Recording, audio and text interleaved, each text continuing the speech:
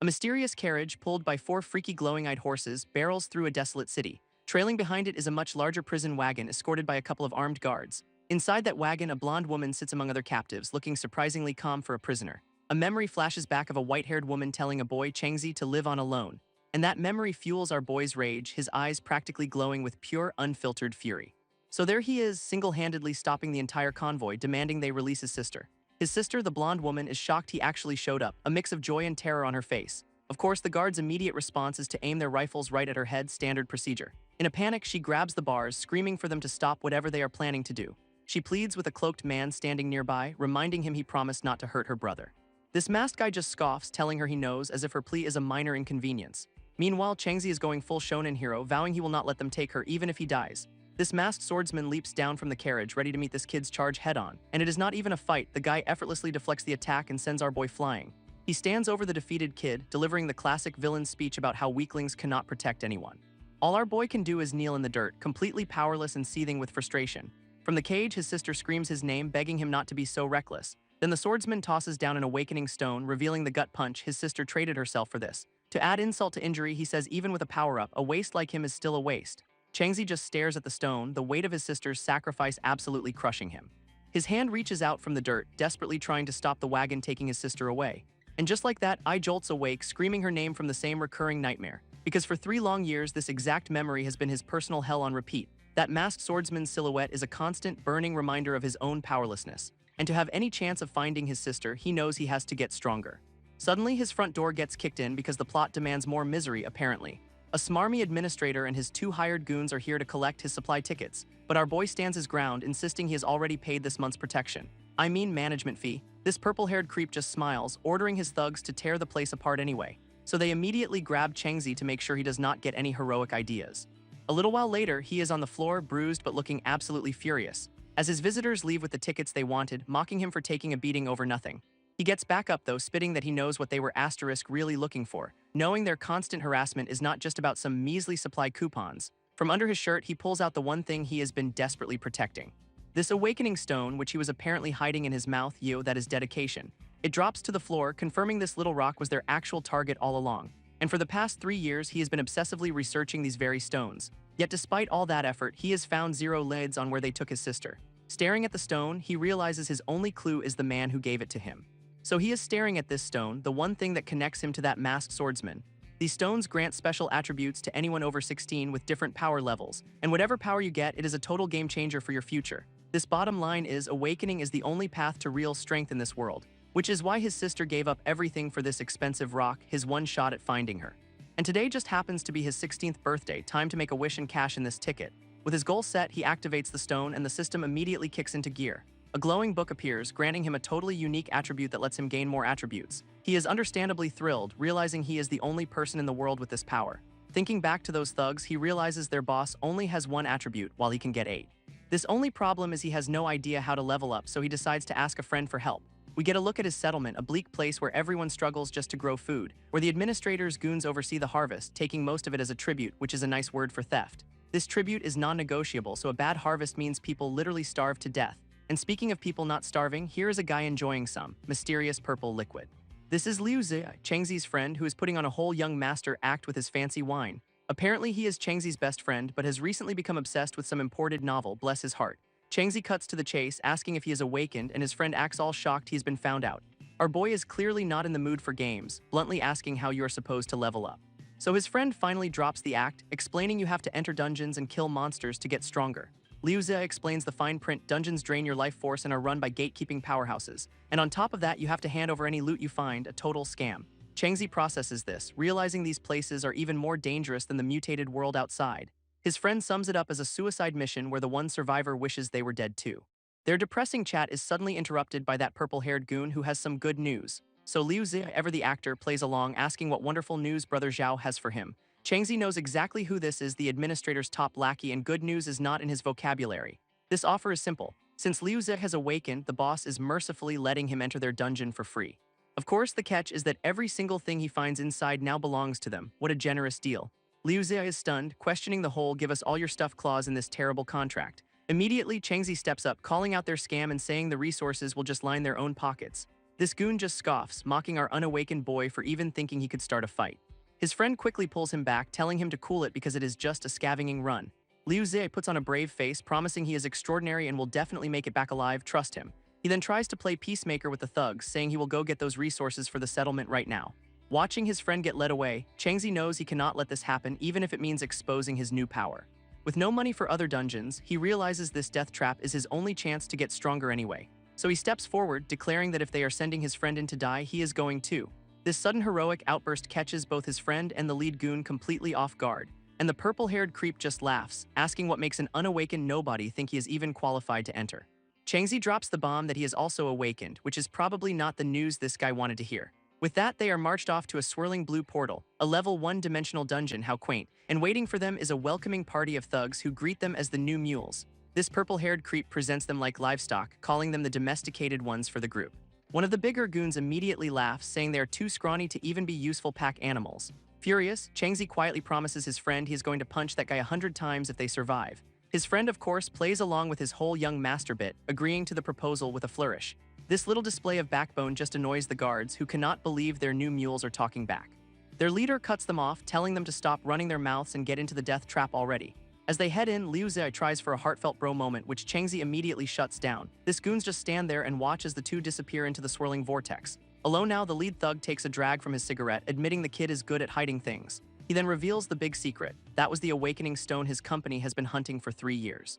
His underlings immediately start sweating, worried Changzi will come back for revenge after all their abuse. But their boss just scoffs at their fears, reminding them the kid has to actually survive first.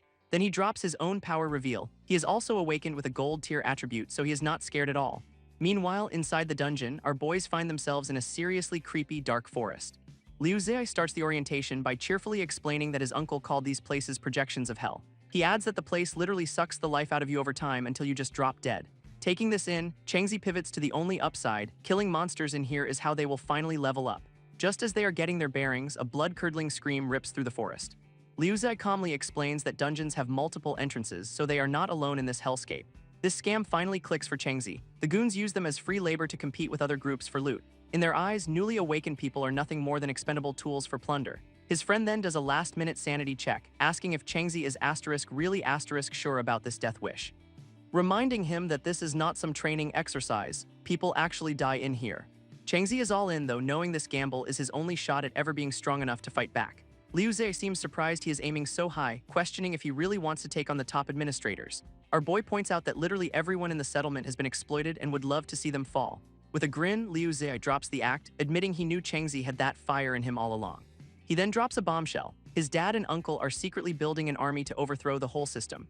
Changzi is stunned, especially hearing that he is part of this secret rebellion. To explain why, Liu Zi brings up the painful memory of his grandmother dying from wounds inflicted by the administrator's thugs. A flashback shows her suffering, and he reveals that watching her die was the catalyst for his family's plan. So he makes a pact, declaring that from now on they are not just friends. They are comrades in arms, ready to fight together, which is the most anime thing ever. Changzi accepts, admitting he has his own reasons. He needs the power to find his sister. His friend agrees everyone has their own goals, his being to marry some girl after the revolution, a man of simple tastes. With a smirk, Changzi brings him back to reality, saying that all depends on them actually surviving this place. Hiding in the bushes, they figure that scream from earlier was just some other poor schmuck who was not so lucky. This source of that scream turns out to be a massive, rotting wolf monster just finishing its lunch.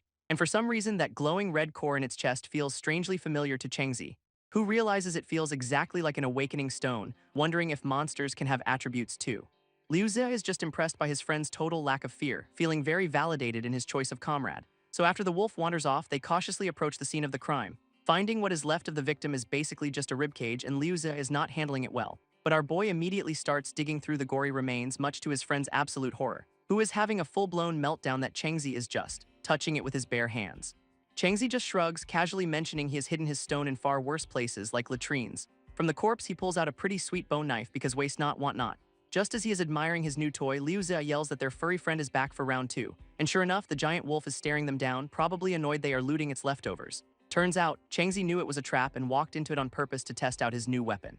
So he hands the knife to Liu Zi, asking him to hold the monster off for a moment. Then immediately clarifies that he will do the fighting and his friend should just provide backup. Remembering his sister's advice to always strike first, he launches himself forward without hesitation. Charging head-on against a monster easily 10 times his size, zero fear, all guts. He is surprisingly agile, weaving through the wolf's attacks like he has been doing this for years. But despite his speed, he cannot quite reach the core and nearly gets turned into a chew toy. Suddenly, a system window pops up. He has gained the wolf's bloodlust attribute, confirming his unique power actually works. Liu Zi suddenly goes full-on Bart Simpson, whipping out a slingshot to distract the beast, and his shot smacks the wolf right in the face, stunning it for a critical moment. Seeing his chance, Liu Zi screams for Changzi to make his move while the monster's dazed. And with a look of pure focus, our boy confirms he is on it. Time for the real attack. Changzi lunges forward with that bone knife, aiming straight for the glowing red core in its chest, plunging the blade deep into the weak spot and causing the wolf to roar in absolute agony. As red energy erupts from the core, he struggles to push the knife in even further, putting every last ounce of strength into it as he screams while driving the blade home. His face is pure, unadulterated, "I am not dying here today" determination. This monster is impaled, its life force exploding out in a shower of red light, but just as he thinks it is over, the dying beast swings a massive paw right at him. That last-ditch attack sends Changzi flying across the clearing like a ragdoll, and the wolf finally collapses, dead for real this time, but our boy is nowhere in sight. Liu Zi is frozen in horror, calling out his friend's name, fearing the absolute worst. For a tense moment, the only thing moving is the blood pooling around the dead monster. Then Changzi pops up from behind the corpse with a smirk, coolly saying he is not that easy to kill, and boom, level up, his unique attribute kicks in, immediately offering him a choice of new powers. This system presents him with 3 options, 1 bronze and 2 shiny gold tier attributes. So he immediately picks a gold one called Independent Research and Development, which sounds vaguely corporate but promising. Its effect is insane, a passive 15% boost to all his attributes, plus another powerful active skill. Changzi is absolutely loving this new power, especially since it is just the first tier with tons of room to grow. But Liu Zi quickly snaps him out of it, telling him to loot the corpse before they become the next meal.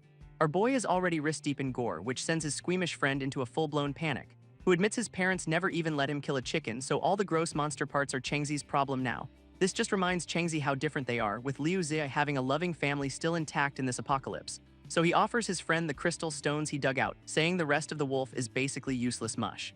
Liu Zi is stunned, questioning why he'd give away the only valuable loot from their first kill.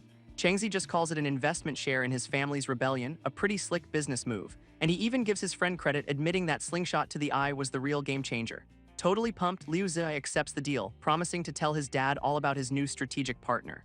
He then brings up the obvious problem. Leaving through the main entrance means handing everything over to the thugs. Changzi's counterplan is simple and violent. They will just fight their way out after they have leveled up some more. His friend grins, revealing his dad probably already knows he was taken and is just waiting for the signal to attack. With their exit strategy sorted, they decide to head deeper into the forest to hunt for more XP. But Liu Zi stops him for a quick comrade huddle, saying they need to get a few things straight first. Changzi gives him a serious look, ready to hear whatever his newly minted revolutionary partner has to say. Then Liu Zi drops his own power reveal. He also has a gold tier attribute called Butcher's Precision. A flashback shows his skill activating, which is how he spotted the wolf's critical weak point in its eye. Changzi is touched by the trust but internally smirks, wondering how his friend would react to his Radiant Class Asterisk power. He flashes back to their childhood, suddenly worried that the massive gap in their abilities might change everything between them. Changzi clenches his fist, feeling the weight of the secret he is still keeping from his new comrade. He lies about his power, claiming it is a gold tier attribute that gives him a tidy 15% stat boost. With a stone-cold face, he insists he is telling the truth, and Liu Zi just stares, trying to read him. His friend lets out a huge sigh of relief, admitting he was worried Changzi's power would totally outclass his. Ecstatic that they are perfectly matched, he throws an arm around Changzi, officially declaring them power bros, fully hyped. Liu Zi drags him off to go hunt more wolves, ready for their revolutionary team-up tour. He even apologizes for doubting him, promising total honesty, while Changzi just smiles through the guilt. Back to the grind, our boy plunges his knife into another one of those creepy forest wolves, while Liu Zi provides backup from a safe distance, now upgraded from a slingshot to a proper bow. Changzi dodges a flurry of claws, showing off some serious agility in the heat of battle, and he lands a critical hit, driving the blade straight into the monster's glowing red eye. After carving up their latest kill, Liu Zi asks if Changzi wants any of the loot for himself, but Changzi passes, saying the materials are more useful to his friend's rebellion anyway. Then comes the level check. Liu Zi is level 2, but Changzi casually reveals he has already hit level 4. Liu Zi absolutely loses it, grabbing his friend in disbelief at the massive XP gap between them. He then sulks in a corner, admitting he is too squeamish to get the killing blows, earning a little ribbing from Changzi. Of course, he immediately backtracks, insisting he is a natural-born support player, a very convincing performance. Internally, Changzi reveals the real reason. He has a second radiant attribute that boosts his XP gain by 50%. He realizes even radiant class powers have different strengths, with this new one being weaker than his codex. Suddenly, a voice echoes through the forest, calling out a Liu Zhu and demanding to know what they are doing. Liu Zi sarcastically notes the beautiful voice, realizing they have stumbled upon another group of people. Changzi immediately tries to be the responsible one, telling his friend to avoid trouble and just walk away. He insists leveling up is their only priority, leaving Liu Zi absolutely stunned by this sudden work ethic. Our boy explains that this place slowly drains your life force, so they cannot afford to waste any time. That voice turns out to be some creep threatening a woman, giving her the classic cooperate or else ultimatum. Liu Zi is immediately on board, getting a pervy grin and telling Changzi to check out the show. With a perfectly straight face, Changzi agrees there is no harm in looking, so much for avoiding trouble. This target of this harassment is a woman who looks furious, accusing her attacker of setting a trap. A smarmy-looking goon with green hair confirms it, calling this a rare chance to get close to a big shot. He then flexes by showing off her dead bodyguards, trying to intimidate her with his higher level. His master plan is to force her into marriage so he can climb the social ladder by joining her family. With a truly unhinged grin, the guy declares them a match made in heaven, a match made in HR's worst nightmare. Liu Zi, meanwhile, is giving Changzi the play-by-play, explaining the servant's betrayal to his master. He is practically vibrating with excitement, demanding to know what Changzi thinks of all this juicy drama. Changzi, ever the opportunist, is already calculating how they can profit if her guards are really gone. His friend completely misreads the room, thinking Changzi wants to join the bad guys for some fun. But our boy clarifies his much colder plan, wait for them to kill each other, then loot the bodies. Back in the clearing, the green-haired villain finally lunges, deciding to force the issue himself. This woman just gives him a stone-cold glare, looking more annoyed than scared. And she effortlessly blocks his attack with a golden energy blade, proving she is way more than he bargained for. This green-haired goon is absolutely floored after she throws some kind of powder right in his face. She makes a break for it, thinking the paralysis powder will not last long enough to stop her escape, and even boasts that this kind of weak poison is completely useless against her anyway. But her attacker is already back on his feet, furiously declaring that playtime is officially over. Suddenly, she is slammed by an invisible force, stopping her dead in her tracks with a flash of red energy. And she collapses to the ground, completely immobilized as the villain smirks from a safe distance. He gloats that while the powder numbed his face, he did not need it to launch his real attack. Watching from the bushes, Liu Zi explains that this is the power of a level gap, a massive stat difference. He asks how Changzi knows this, and our boy casually says he calculated the stat boosts from killing wolves. Liu Zi has a full-on chibai meltdown, just now realizing his friend is a secret combat analyst. Meanwhile, the villain looms over the woman, telling her not to move or his dagger's special effect will activate faster. Yikes. She spits back that her family will hunt him to the ends of the earth if he dares to touch her, which just makes him laugh, revealing he never actually wanted to marry into her family in the first place. His real much scummier plan is to just ruin her reputation and by extension her family's name. Then he leans in, telling her to say goodbye to her honor, truly a top-tier villain monologue. But just as he moves in, she stabs herself in the arm with her own hidden dagger, using that moment of shock to whip around and plunge the blade straight into his throat. This guy is completely stunned, choking on his own blood with a knife sticking out of his neck.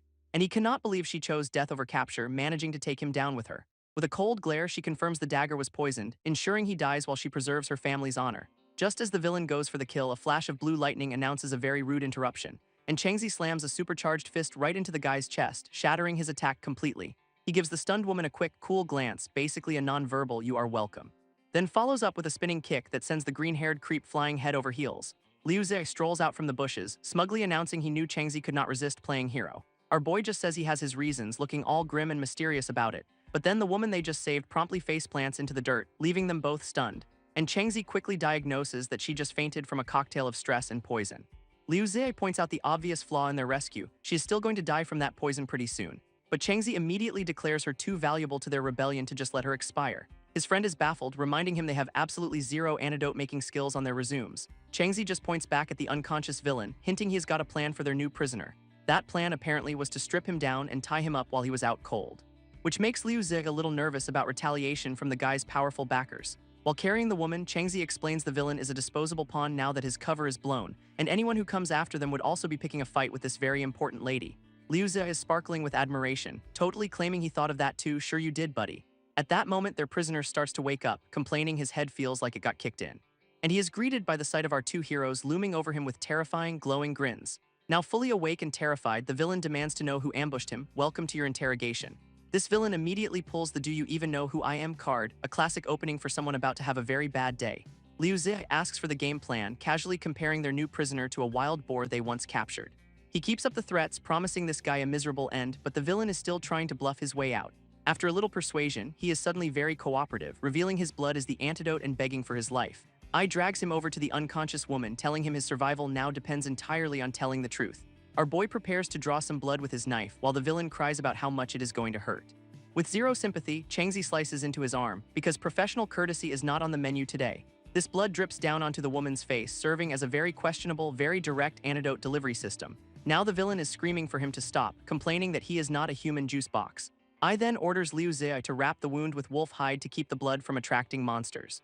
Liu Zai looks way too happy about this, grinning like a maniac as he ties up their prisoner. He then starts bragging that he is totally unmoved by the woman's looks, unlike some people, because his heart belongs only to his beloved Xiaoyu, a surprisingly wholesome reveal from the resident psycho. This supposedly unconscious woman lets out a grunt, which is probably the most honest review of his love life he will ever get. Meanwhile, Changzi tells their prisoner, now hanging from a branch, to be patient while the cure takes effect. And right on cue, the woman's eyes flutter open, proving the villain was actually telling the truth for once. He is absolutely thrilled, shouting, "See, I was not lying," as if he deserves a medal for it. Now awake and leaning on Changzi, the woman asks the obvious question, "You saved me." Changzi just says he has his reasons, admitting he overheard her conversation and knows she is a big shot. She introduces herself as Guan, deciding there is no point hiding her identity from her new, very opportunistic saviors. Their prisoner is absolutely seething, his grand ambitions completely derailed by a couple of nobodies. Changzi immediately starts questioning Guan, asking if her father is some kind of settlement administrator. She is totally baffled, wondering if he is genuinely clueless about her family's power or just playing dumb. Our boy just stares her down, demanding a straight answer, no time for games. Guan confirms it is sort of true since her family controls hundreds of settlements, so yeah, close enough. With that established, Changzi immediately cashes in his favor, asking for a little help from her dad. She is understandably cautious, wanting to hear the request before agreeing her life is worth that much.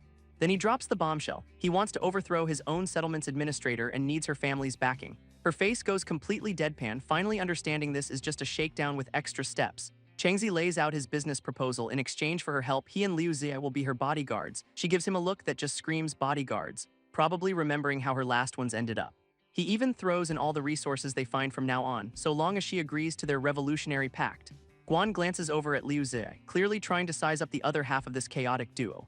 Liu Zia just gives a casual shrug, basically saying he has zero objections to whatever madness is happening. Internally, she is impressed, admitting that Changzi is far more calm and decisive than she is. A small smile forms as she decides that while he is reckless, adventuring with him might actually be interesting. She officially accepts the deal, extending her hand and introducing herself as Guan Ju. They shake on it, sealing a brand new alliance built on mutual desperation and opportunism. I then introduces himself and his good brother Liu Zia, making the team official. All the while, their captive watches in disgust, sneering at the noble lady touching hands with lowest-class outcasts. Their captive is absolutely seething, convinced this woman is completely unworthy of his true master. Guan Ju turns to Changzi, asking him what they should do with their new prisoner. Our boy just smoothly passes the buck, saying they are partners now, so the decision is all hers. He even calls the guy a greeting gift, which sends the villain into a panic, begging for his life. She accepts the responsibility, stepping forward with a look that says she's got this handled. As she moves, she notices Changzi put down a piece of cloth to cover the ground for her. Internally, she is a little impressed, thinking he is surprisingly considerate for a ruthless schemer. Then she picks up a dagger, clearly ready to get some well-deserved payback. Liu Zia helpfully points out her blood neutralizes poison, so a little stab will not actually kill him. She confirms she is not aiming for a fatal blow, just planning to make him bleed a bit. This does nothing to calm the villain, who is now desperately promising to disappear forever if she spares him. Meanwhile, Liu Zia is having a full-on romance novel fantasy, complete with a cheesy title card. He is totally convinced she is just a soft-hearted heroine who is about to let the bad guy go. And then she just stabs the dude right in the shoulder, shattering that delusion into a million pieces. Changzi, completely unfazed by the screaming, just announces it is time for them to leave. This two of them casually walk away, leaving Guan Ju to deal with the traitor on her own. Liu Zia immediately starts complaining to Changzi that she was too soft for not finishing the job. But our boy explains the real strategy. In this dungeon, the smell of blood attracts monsters. He clarifies that leaving him to be slowly eaten is way more cold-blooded than a quick death. A smug grin spreads across Liu Zia's face, realizing he completely misjudged her ruthless streak. Back with their captive, he is still tied up and very much not having a good time. He is screaming empty threats, promising to make Guan Ju's death miserable once he escapes. Good luck with that, buddy.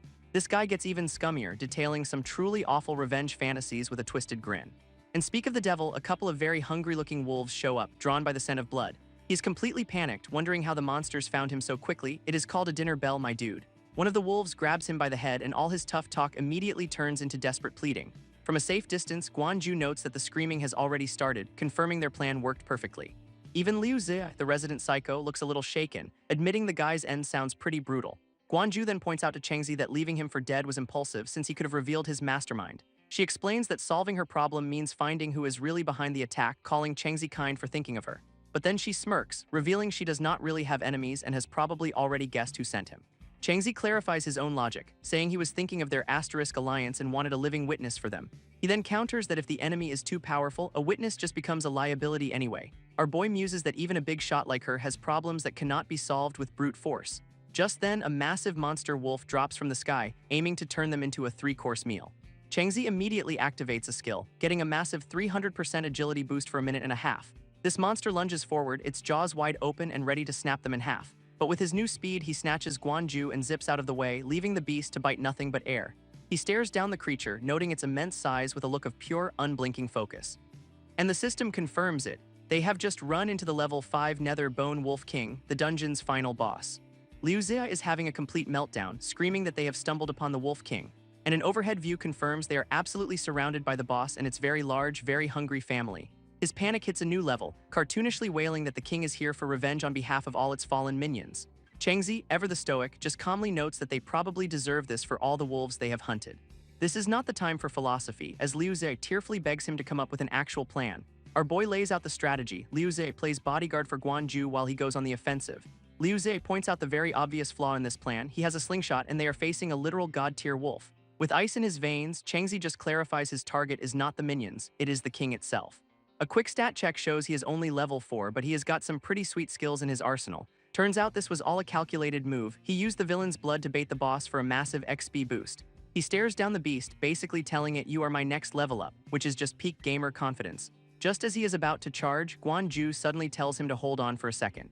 She points out his current knife is basically a chipped rock and offers him a proper weapon for the job. This proper weapon is a seriously nice-looking dagger, a definite upgrade from his DIY bone shiv. Liu Xia is just baffled how she managed to hide a whole blade in that tiny skirt, a mystery for the ages. Changzi accepts the gift with a grin, now properly equipped for some giant monster slaying. Right on cue, the Wolf King lunges forward with a roar, clearly done waiting for them to finish their inventory management. Instead of dodging, our boy just leaps right onto the monster's arm and starts running up it like a ramp. He knows perfectly well that trying to outmuscle this thing would be a complete waste of time. So the plan is to use his speed to climb the beast and find a much more vulnerable spot to stab. His entire strategy hinges on finding the wolf's blood-red core and just shattering it. With that fancy new dagger, he dives right in for the kill shot, no hesitation at all. He is literally hanging on by its teeth, aiming for that one glowing weak spot to end this. While riding the boss, he is also busy fending off its much smaller but still very angry cousins. The sheer scale of this fight is just wild, with our boy looking like a fly on a monster's back.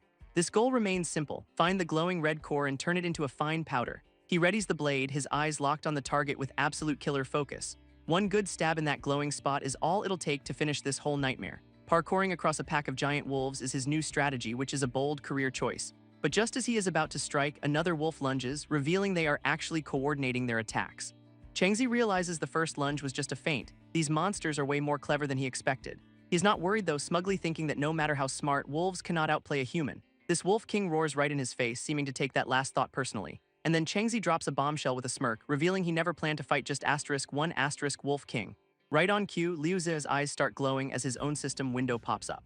Turns out he's got a skill called Butcher's Precision that lets him spot an enemy's weak point. Suddenly, his slingshot is firing off these insane ricocheting shots, tagging multiple wolves at once. Liu Xia is somehow holding his own against the horde, creating a much-needed opening for Changzi. A blood-splattered Changzi grins, boasting that he and his tender chicken have perfected their teamwork. Guanju just watches in shock, admitting she totally underestimated Liu Xia as just some sidekick. Liu Xia just smirks, telling Guanju she is about to see what a sidekick can really do. Meanwhile, the remaining wolves get a bloodlust buff, making them even faster and deadlier. Changzi is not waiting around, leaping into the fray to take on the Wolf King himself. One of the minions lunges for the backline, but Liu Xia is already firing back to cover them.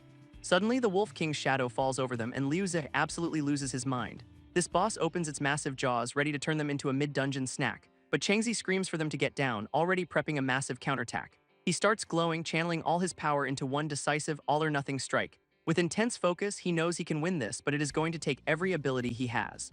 He activates a flame empowerment skill, turning his daggers into blazing projectiles, and with a yell, he hurls both flaming blades straight at the charging monster. Liu Xia and Guanju can only brace for impact as the fiery attack meets the beast head-on. This daggers connect in a massive fiery explosion that completely engulfs the Wolf King. Liu Xia is just stunned by the sheer power, while Guanju looks on in total disbelief. All that is left is a giant smoking chasm where the boss used to be. Talk about overkill. Guanju is floored, thinking that even the level 8 elites in her family could not pull this off. She stares at Changzi, trying to figure out his real level since the dungeon has a cap. Liu Xia casually clarifies that Changzi is only level 4, which makes absolutely no sense. Her mind is just reeling. A level 4 is outperforming people twice his level, and it is not even close. She tries to logic it out, noting his fire ability should be weak, but the results say otherwise. Guanju is seriously impressed, thinking he might be the exact kind of talent her father's been looking for. And with a look of pure satisfaction, Changzi knows his insane plan actually worked. This system confirms it, giving him a massive 75% experience boost for being so far ahead of the curve.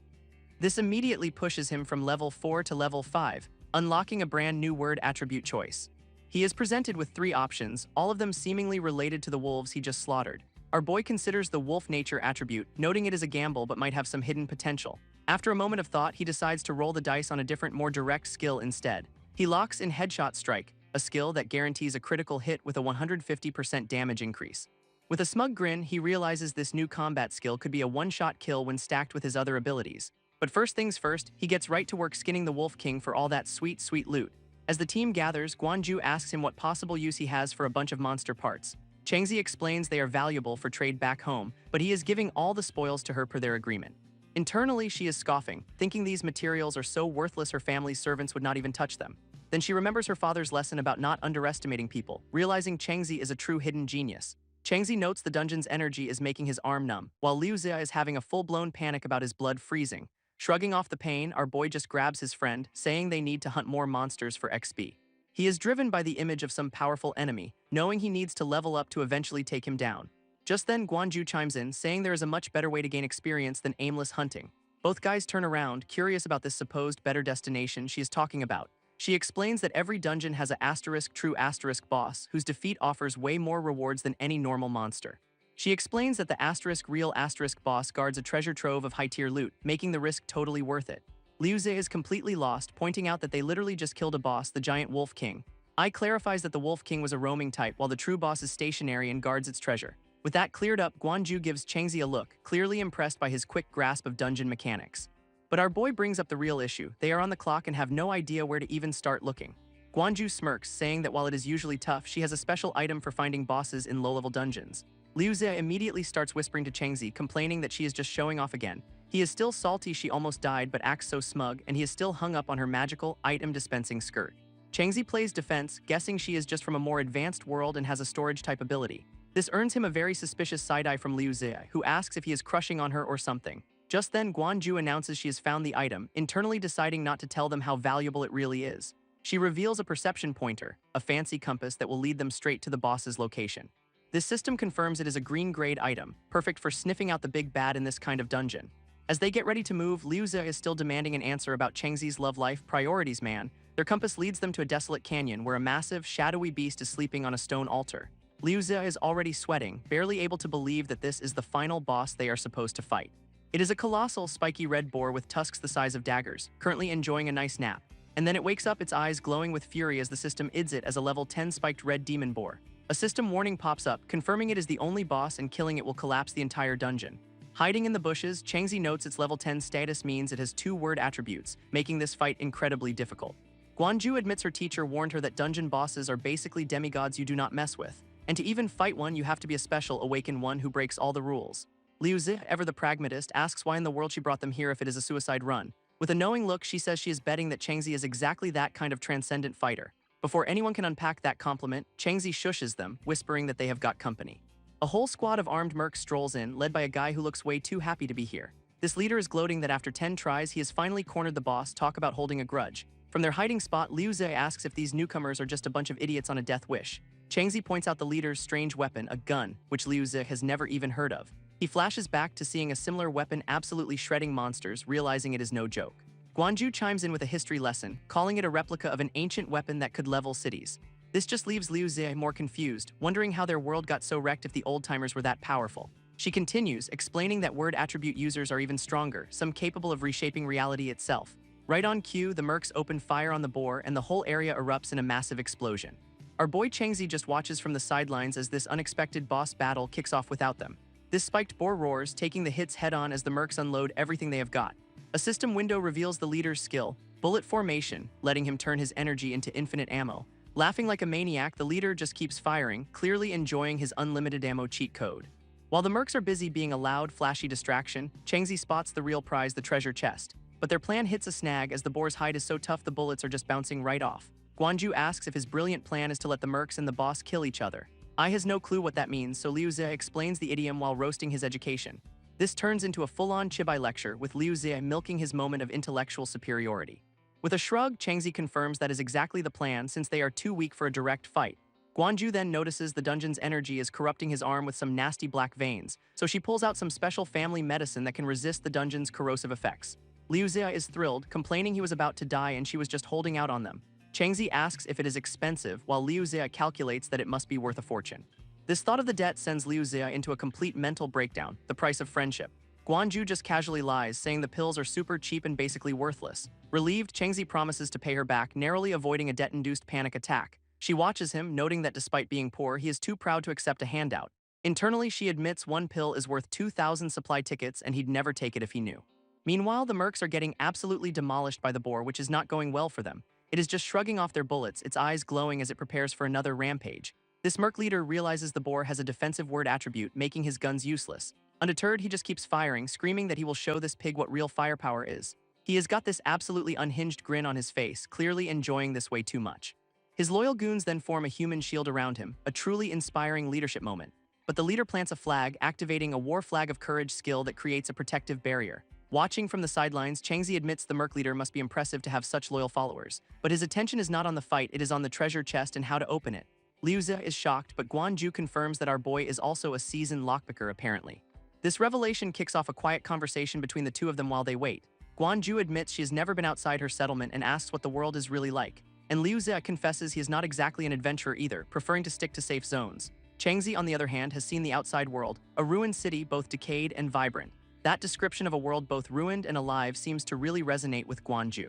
So she asks him what kind of world he sees while he is still focused on the loot. With a satisfying click, the lock pops open. Changzi surprised the mechanism is so familiar. Now for the big reveal as he prepares to lift the lid and see what is inside. He cracks it open and is immediately blasted by a blinding light and a deafening sound, which was a terrible idea because the noise sends the boar into an absolute rage. A system window confirms its attributes are activating as the beast erupts in fiery energy, and those furious eyes lock right onto Changzi, who realizes the boss has a new favorite person. In an instant, the massive flaming boar is charging right at his position. Changzi digs in, preparing himself for the head-on collision that is about to happen. But at the last second, the beast just barrels right past him, leaving a trail of blood. Our boy is just stunned, wondering why all those mercs suddenly collapsed and did not stop it. Then the merc leader, bleeding but still fighting, screams at Changzi to run for his life. This merc leader, bleeding all over the place, tells Changzi to run and survive for them, a sudden hero moment. Completely baffled, Changzi just watches as the leader points him out, saying he is fast and strong enough to finish this. As the flaming boar barrels down, Changzi screams for Liu Xi's help, questioning his humanity for ditching him. And Liu Xi is absolutely booking it, having a full-on moral crisis about whether it is human to run. Yes, it is, my guy. Activating his weak point detection, Changzi's goggles light up as he yells for Liu Xi to slash its butt, the timeless strategy. In a ridiculously bold move, Changzi leaps right onto the massive boar's back and drives his blade in. It lets out a massive roar of pain as its health bar drops to 35%, the attack actually landed. This merc leader watches in total disbelief, stunned that this kid actually wounded the level 10 boss with its powers active. A system window reveals its second attribute, heat flow conversion, which turns its breath into a scorching 140-degree heat wave. Getting slowly cooked on its back, Changzi realizes he needs a way to attack without being turned into barbecue. Our boy recalls that a level 10 creature has 2 word attributes, and this one has now played both its cards. This boar seems to catch on, realizing Changzi is trying to use its own body heat to launch an attack. Enraged, the beast thrashes violently, trying to buck him off as sparks fly from its tough hide. Supported by his buddy, the merc leader gets up, declaring their lives are now in Changzi's hands. With a totally unhinged grin, the merc leader just screams at the top of his lungs, "Kill it!" In response, I activates his own attributes, getting a massive 300% speed boost and a flame enchantment. His eyes glowing intensely, he stares down the boar, ready to activate every combat attribute and bet it all on this one shot. Launching himself high into the air, he prepares for a devastating dive attack on the flaming beast below. Mid-air, he screams at Liu Xi to call out the monster's weak point for him. Liu Xi's eye glows with a targeting reticle, and he yells back to aim for the left rib area. It is go time. With the weak point locked, Changzi becomes a human missile aimed right at the boar's ribs, and he connects with a massive, fiery slash that tears into the beast's side. Pushing through the pain, he pours every last bit of his power into this final assault, unleashing a whirlwind of slashes that carve the giant monster up like a holiday roast. From the sidelines, Liu Xi is his #1 hype man, screaming for him to finish it, while Guanju just watches, genuinely worried if her big bet on him will actually pay off. Even the merc leader, who is probably bleeding out, is now a full-blown fan, telling the kid not to lose. His eyes glowing with power, Changzi is completely in the zone, channeling everything for one last push, becoming a blur of red and blue energy as he delivers the final spectacular blow.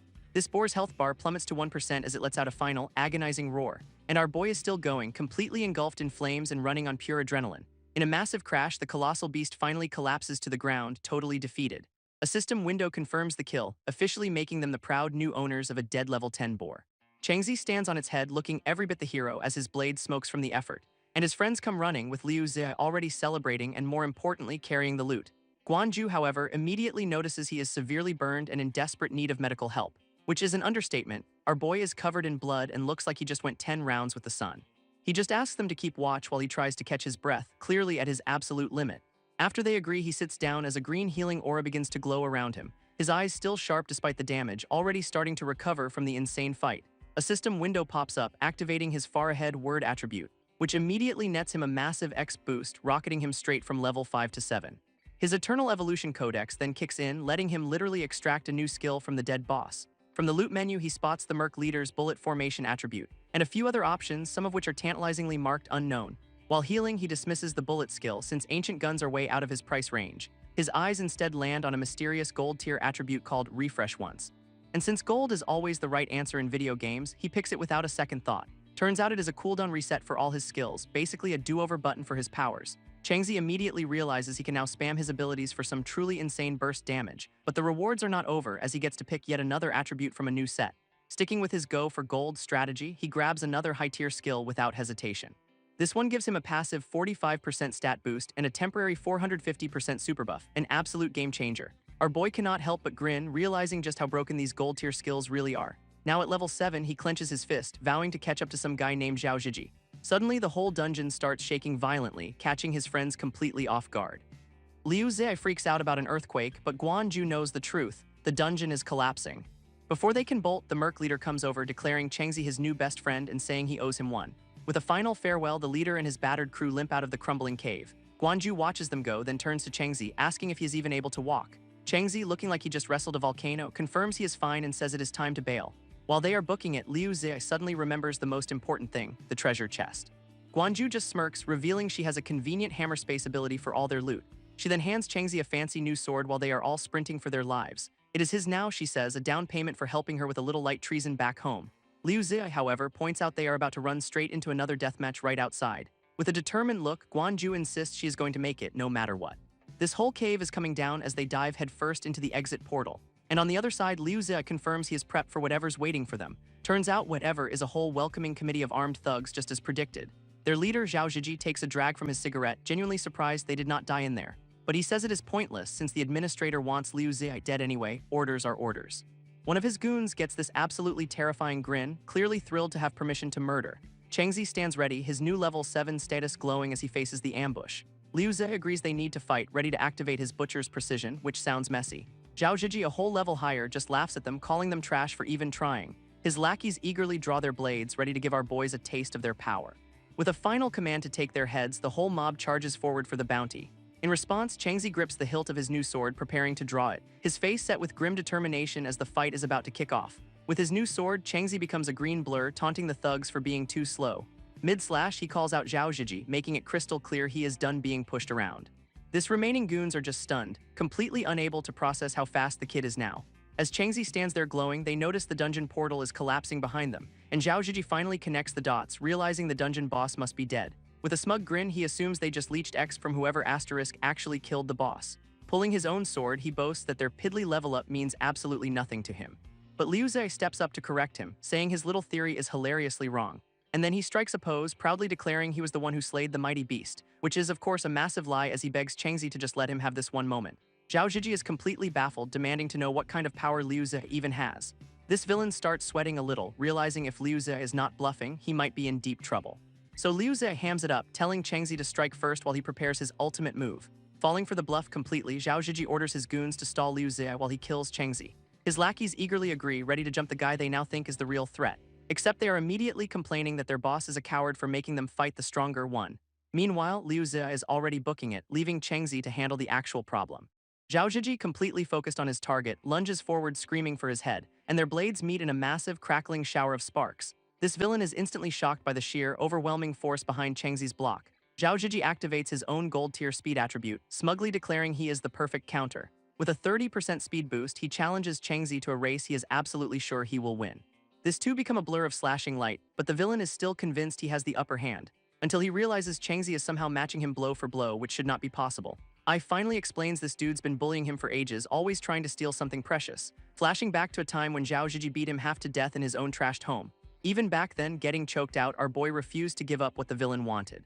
With Zhao Zhiji screaming in his face, blade to his throat demanding the thing, a single drop hits the water, symbolizing years of pain and struggle, and Changzi reveals he always knew the guy was after the awakening stone. Back in the present, Zhao Zhiji is just sick of the dramatic monologue and wants to get on with it. But Changzi reveals that stone was a gift his sister died to get for him, igniting in flames. He activates a whole suite of skills, including 2 gold-tier attributes and a flame enchantment, channeling 3 years of pure, bottled-up hatred for this one moment of payback. With a furious roar, he unleashes a massive flaming sword strike right at his tormentor. And Zhao Zhiji completely panics, realizing Changzi's speed is still climbing beyond his own. Our boy swears he will never let his sister's last gift be stolen, pouring everything into the attack, forcing Zhao Zhiji into a desperate, gritted teeth block against the fiery onslaught. Standing over him, Changzi declares that 3 years of humiliation are being repaid in full right now. His remaining goons see this absolute demon of vengeance and wisely decide it is time to run for their lives. With his main target down, Changzi's eyes are cold steel, his vengeance finally complete. But he is not done, turning on the last 2 goons and reminding them they are on his list too. Unleashing a fiery Beyblade of death that cleans up the remaining trash instantly. With his blade still hot, he roars that 3 years of humiliation have finally been repaid. Liu Zi, ever the supportive freeloader, gives him a big thumbs up from a safe distance, before immediately spotting some potential loot on the dead villain's body because priorities. Changzi pulls out the shiny object, a simple pearl bracelet, nothing too fancy. But Liu Zi completely loses it, recognizing the bracelet as his mother's. This horrible realization hits him. His mom and the others have been captured by the administration, frantically explaining that she would never, ever give up her favorite pearls willingly. A quick, painful flashback shows him as a happy kid being hugged by his mother, which just fuels his desperate sprint, praying she is still somehow okay. Changzi tries to calm him down, promising his aunt is still alive, though Liu Zi needs convincing. But he trusts his friend's judgment, knowing Changzi is not one for empty words. Changzi's logic is grimly practical, saying women are too valuable for reproduction to be killed, which is the absolute worst thing to say, sending Liu Zi into a full-blown panic attack. With no time to waste on terrible pep talks, they book it towards the administrative building. And Changzi points it out, his game face back on as they approach their destination. From a rooftop above, a shadowy figure watches their every move, clearly expecting them, and a woman calls out their full names, confirming this is definitely an ambush. Just as they are catching their breath, a group of panicked locals runs up, yelling at them to flee. Apparently, Liu Zi's uncle decided to start a full-blown rebellion against the administrator while they were gone. This uprising is getting absolutely crushed, and they warn that Zhao Zhiji was leading the group sent to arrest them. Liu Zi's face just drops, realizing his own parents are trapped right in the middle of this disaster. His friends try to talk him down, saying they are just normal people who stand no chance against the administrator's forces. A few battered survivors from the fight confirm it. The administrator and his men are way too powerful. So they beg them one more time to just run for it, because this is a fight they absolutely cannot win. But Liu Zi refuses to back down, declaring he will not abandon his mom and dad. He goes full Shounen protagonist, vowing that if he has to die, he will die right alongside his family. Changzi, ever the pragmatist, tells him to use the chaos as a cover to escape now that Zhao Zhiji is dead. He even gives him a little pep talk, saying he is finally free and should go find his sister. But then Changzi's whole demeanor shifts, saying Liu Zi's parents treated him like their own son. His eyes flash with anger, declaring this is not just his friend's fight, he's got a personal stake in this too. Liu Zi is clearly stunned by his friend's sudden, ride-or-die declaration of loyalty, and with a massive grin, he agrees they will face whatever comes next together as brothers. As they stand united, the townsfolk whisper in awe, finally realizing the kid they wrote off just took down a major player. Meanwhile, inside the admin building, a blindfolded official glares down at a beaten captive man. This is the big boss, Administrator Fan Dahu, a level 10 behemoth who is just laughing at the failed coup. This captive Liu Fu spits back that the administrator hurt his family and now wants to harm his son. Fan Dahu just gives a classic villain smirk, blaming the guy for his own suffering. What a peach.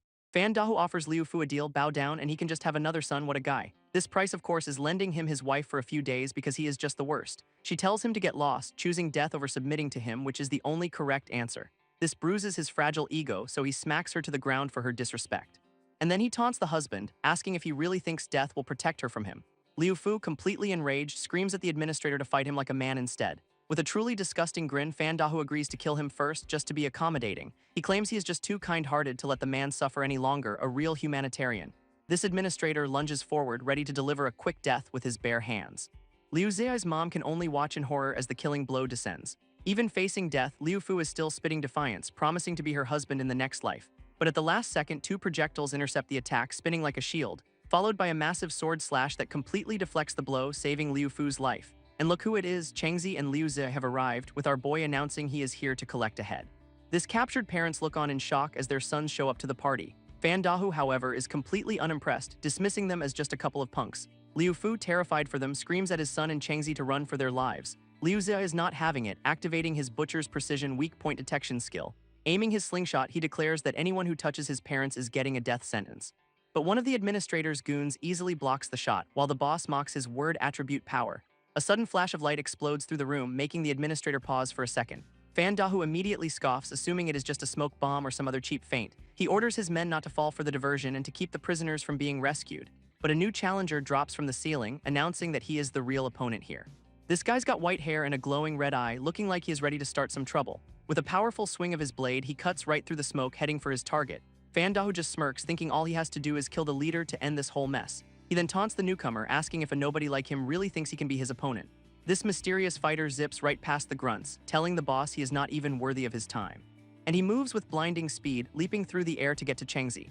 Changzi is shocked, realizing this new enforcer is somehow even faster than Zhao Zhiji was. And we get an intro card for Jiang Kun, the administrator's #1 enforcer and personal attack dog. Turns out this guy is the settlement's official executioner with a long, bloody history of violence. This townsfolk even gave him a cute little nickname, Vicious Hound, which he clearly lives up to. His reputation is simple. Once he bites, he is guaranteed to tear off a chunk of flesh. Jiang Kun immediately clashes with Changzi, their blades meeting in a massive explosion of sparks. This enforcer is genuinely surprised, demanding to know who this kid is that can actually block his attack. Our boy just tells him his name does not matter since he will be joining Zhao Zhiji in the dirt soon. Hearing that name, Jiang Kun connects the dots, calling I the scum who sold his sister for a stone. He even mocks him, saying Zhao Zhiji told him all about it before lunging in for the kill. Changzi, absolutely done with the slander, ignites his flame enchantment and word attribute. Their blades meet in a massive fiery explosion, a perfect parry from our boy. Jiang Kun just sneers, asking if he is mad because the truth about his sister hurts. Instead of answering, Changzi unleashes a furious spinning slash, completely unfazed by the taunts. This enforcer is genuinely shocked, realizing his mind games had zero effect on the kid's focus. In fact, with Changzi's word attributes active, Jiang Kun is actually struggling to keep up. He cannot believe a teenager is this aggressive and decides this kid is way too dangerous to let live. So he pulls out his own trump card, activating a word attribute to create 2 shadow clones. Now facing a 3-on-1 fight, Jiang Kun declares that Changzi has to die right here. This clones rush in, their strategy being to test our boy's limits before going for the kill. While this is happening, Liu Zhe has successfully rescued his dad and the other prisoners. He shouts over that they are coming to back him up because that is what friends do. But Changzi, surrounded, yells back for them to save his aunt first, insisting he has got this handled. Jiang Kun just laughs, revealing he knew the rescue was their real goal all along. That smug tone immediately sets off alarm bells for Changzi, who knows a trap when he hears one. And sure enough, Liu Zhe sees his dad and the others are all coughing up black blood. They have been poisoned. Changzi's eyes narrow, confirming his worst suspicions about this whole setup. This big boss Fan Dahu steps forward, gloating that he has been guarding against this exact move. He reveals that Zhao Zhiji was just a disposable pawn sent to test Changzi's skills. Then he tells Jiang Kun to call off his clones, wanting to have a little chat with the kid himself. Fan Dahu gives our boy a condescending compliment, flanked by Jiang Kun's shadow clones. He then offers Changzi a promotion to replace the guy he just killed. All he has to do is sell out his friends. Meanwhile, Liu Zhe explains this was supposed to be their family's fight, not Changzi's problem at all. As the poison continues to rack the rebels with agonizing pain, overwhelmed with guilt, Liu Zhe admits they're just dragging his best friend down with them, while the administrator just looms over the scene, enjoying every second of this moral dilemma. Liu Zhe knows forcing Changzi to stay means certain death for him too, and his dad agrees, telling him not to make their families mess Changzi's funeral. With a heavy heart, Liu Zhe tells his father he understands what must be done, tearfully screaming at Changzi to drop his weapon and save himself. But Changzi just stands there, reminding him that they are brothers and this is not up for debate. His friend desperately pleads with him not to throw away his life and his best weapon, while Fan Dahu smirks, assuming the kid knows the rules of the apocalypse. You bow down to survive. Changzi, however, is having none of it, roaring that the administrator is talking absolute bullshit. Declaring his sister taught him better than to betray the people who took him in. His new plan is brutally simple. If he just kills every single one of these guys, then everyone gets to walk away alive, problem solved. Liu Zhe can only watch in stunned silence as his friend charges headfirst into the enemy lines. Concluding that Changzi is just a noble idiot, Fan Dahu gleefully orders his men to kill them all. Jiang Kun eagerly volunteers for the job, promising to bring back Changzi's head as a souvenir. Jiang Kun lunges forward with pure killing intent, vowing to end Changzi right here and now. Our boy just smirks, activating a new word attribute for a 30% strength boost. What a coincidence, he has the same idea. Their blades collide in a massive explosion of energy, sending a shockwave through the entire room. Changzi immediately finds himself surrounded, forced to parry attacks from the enforcer and his 2 shadow clones. This vicious hound is completely floored, realizing he is somehow being overpowered by the kid's sudden surge in strength. He is totally confused, thinking the fire enchantment was the main ability, not this insane power-up. Concluding that Changzi was hiding his true power for a one-hit kill, he calls him a dirty little trickster. Changzi leaps back to create some distance, but Jiang Kun taunts him that it is still not enough to win. Knowing this 3-on-1 fight is a losing battle, our boy desperately tries to come up with a new plan. Seeing him vulnerable in midair, the administrator's men order their archers to shoot him down. One of the goons with a crossbow takes careful aim, ready to turn Changzi into a human pincushion. A whole volley of arrows comes flying right at him while he is completely exposed. He manages to deflect a few, noting these guys are well-trained and physically enhanced, not just random thugs. Trapped in the air, he knows he cannot dodge and there are way too many arrows to block them all. This archers cheer, thinking they have got him, and start aiming for his head to finish the job. But in a slick parkour move, Changzi uses the arrows stuck in the ground as platforms to stay airborne. He is caught in a bind. If he throws his sword to take out the shooters, Jiang Kun's clones will gut him. Then a confident grin spreads across his face as he recognizes incoming backup. It is Liu Zi. His brother-in-arms is ready with his slingshot, telling Changzi to trust him to clear a path. And with a massive splash, 2 water projectiles hit a shield, creating a wall of mist that blocks the arrows perfectly. This archers immediately realize this is not just mist. It is another smoke bomb and something is very wrong with it. Turns out Liu Zi weaponized lime to stink their eyes, forcing the crossbowmen to target him instead. Changzi smirks, knowing his buddy has been cooking up these kinds of dirty tricks for a while now. With the grunts distracted, Jiang Kun's 2 shadow clones lunge straight for our boy. Changzi immediately clocks that these are not just afterimages, they are solid physical avatars.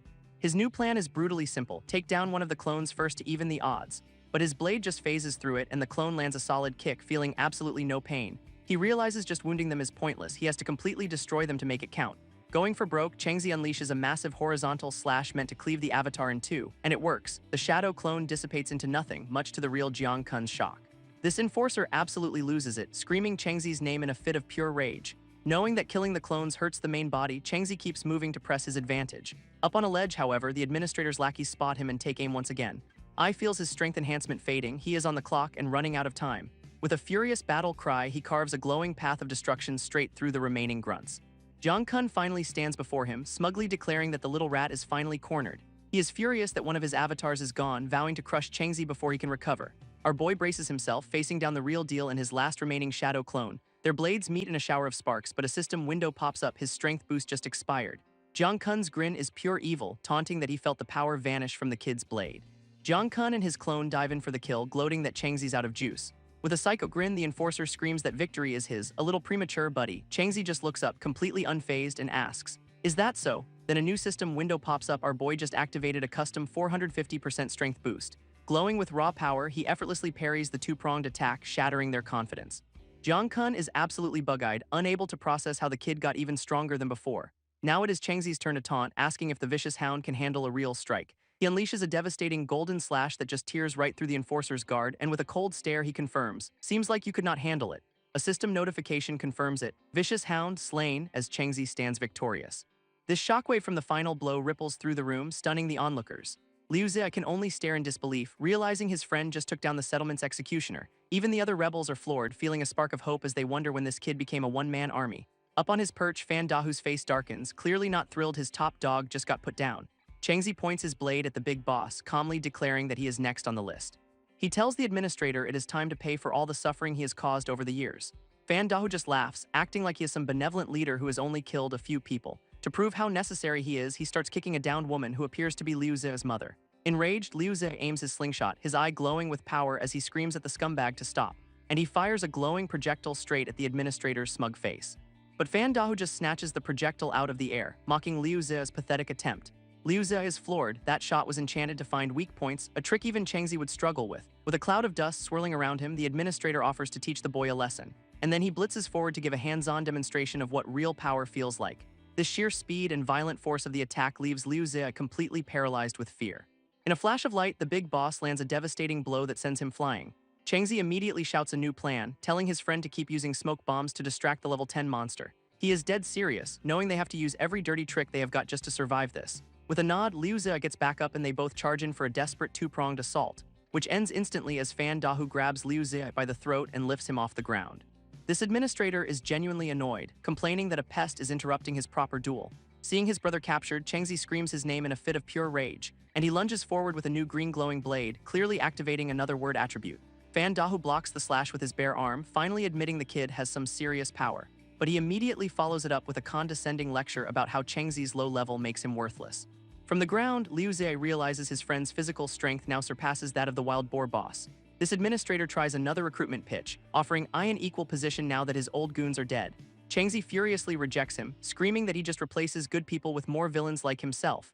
His rant continues, calling out how the entire settlement is built on oppression and robbery by his lackeys. Standing his ground, he makes it crystal clear he would never conspire with a monster like Fan Dahu. Fan Dahu just scoffs at Changzi's little hero complex, clearly not buying the act. And surrounded by crackling energy, he promises to grant that wish by sending him to his grave. This administrator starts lecturing him, saying the kid has no idea how cruel this world really is, justifying his iron-fisted rule as the only thing keeping the settlement safe while landing a solid punch. Then the big boss activates his own word attribute, getting a massive 50% boost to health and defense. So in response, I activates his flame enchantment, ready for a showdown of buffs. This administrator keeps ranting, framing his protection racket as a totally fair business deal, and he scoffs at the very idea of altruism, basically calling Liu Zia's dad a complete idiot. A flashback reveals Liu Zia's dad always coming home battered and bruised from protecting everyone. But he'd just brush it off, flexing and calling his wounds medals for being the town hero. Of course, that same heroism ultimately got him killed, leaving everyone to mourn in the rain. Fan Dao then reveals his own father was a selfless protector, a fool he has zero intention of ever emulating, and he lunges at Changzi, mocking him for wanting to follow that same foolish, heroic path. Screaming at the top of his lungs, he declares how much he despises people with a hero complex. His face twisted with pure contempt for the very idea of self-sacrifice. Fan Dahu tells him to go be a hero in the underworld, but Changzi just steals himself for the attack, and their attacks collide in a massive explosion, shaking the entire area with raw power. Changzi realizes the boss's buff is purely defensive, deciding to reset all his cooldowns for one last push. And a system window confirms it, his refresh skill works, resetting all of his ability cooldowns instantly. He immediately pops another strength boost, taunting the boss as he gets a 300% power-up for 45 minutes. Fan Dahu is completely losing his mind, unable to process how the kid is still powering up. He scrambles for an explanation, wondering if Changzi just awakened some new burst-type skill. But our boy's system window confirms it is a custom skill, now at a casual 450% strength boost for 3 minutes. Changzi comes down like a meteor, his flaming blade crashing against the administrator's defense. The sheer force of the blow has Fan Dahu's entire body shaking. He is actually getting overpowered. With another massive clash, the boss gets shoved back, his smug confidence finally starting to crack. He starts doing the math and realizes a single word attribute should not be this broken, especially from a level 8. To make things worse, the flames from the sword are literally sticking to him, a nasty little bonus effect. Knowing he is on the losing end of a straight fight, Fan Dahu decides it is time to switch to plan B, be a coward. His eyes lock onto Liu Zig on the ground, seeing not a person but a convenient meat shield. In a desperate move, he pops his own Valor attribute for a measly 30% strength buff. He is trying. Changzi immediately clocks the difference, realizing his own power-up completely eclipses the boss's pathetic boost. Seeing his advantage, he goes all in, deciding to end this fight right here and now. He brings the flaming sword down in a massive arc, aiming to cleave the administrator in two, but Fan Dahu just grins, deciding to tank the hit to create an opening for his new, scummier plan. Changzi is stunned for a second, the guy did not even try to block the attack. Turns out the boss just sacrificed his own arm to get past the blade, lunging straight for Liu Zi.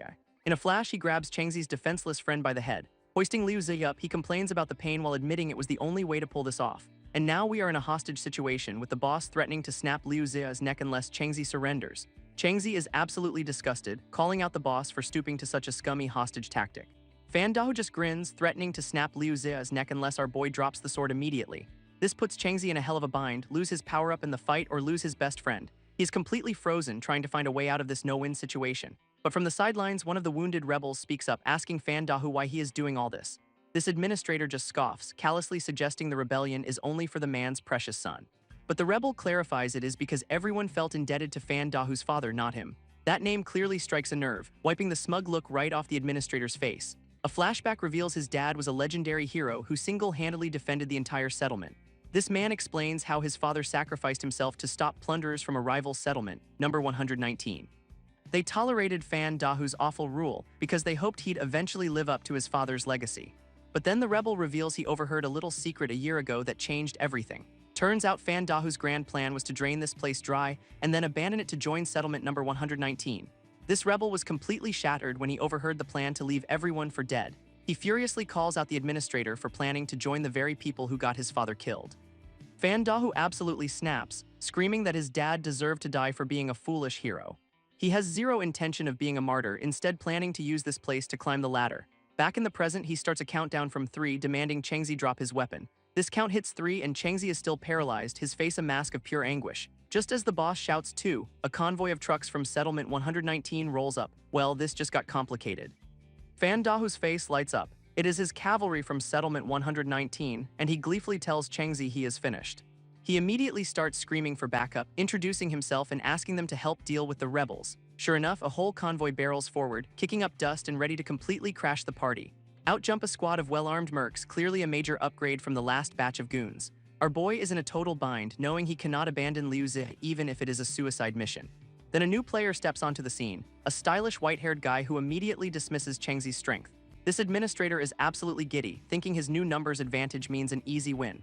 This newcomer, Administrator Jiang Mimi of Settlement 119, strolls in with an air of total authority. In a flash, Fan Dahu drops his hostage and bows, showing his true colors as a total sycophant. This groveling continues, with him acting like it is a huge honor for the big boss to come get him personally. Wasting no time, Ai rushes to Liu Zi, relieved to find his friend is still alive. This betrayal sinks in for our boy, Fan Dahu sold out his own people to his father's murderers. He sizes up the new administrator, realizing this guy is on a whole other level and the fight is hopeless.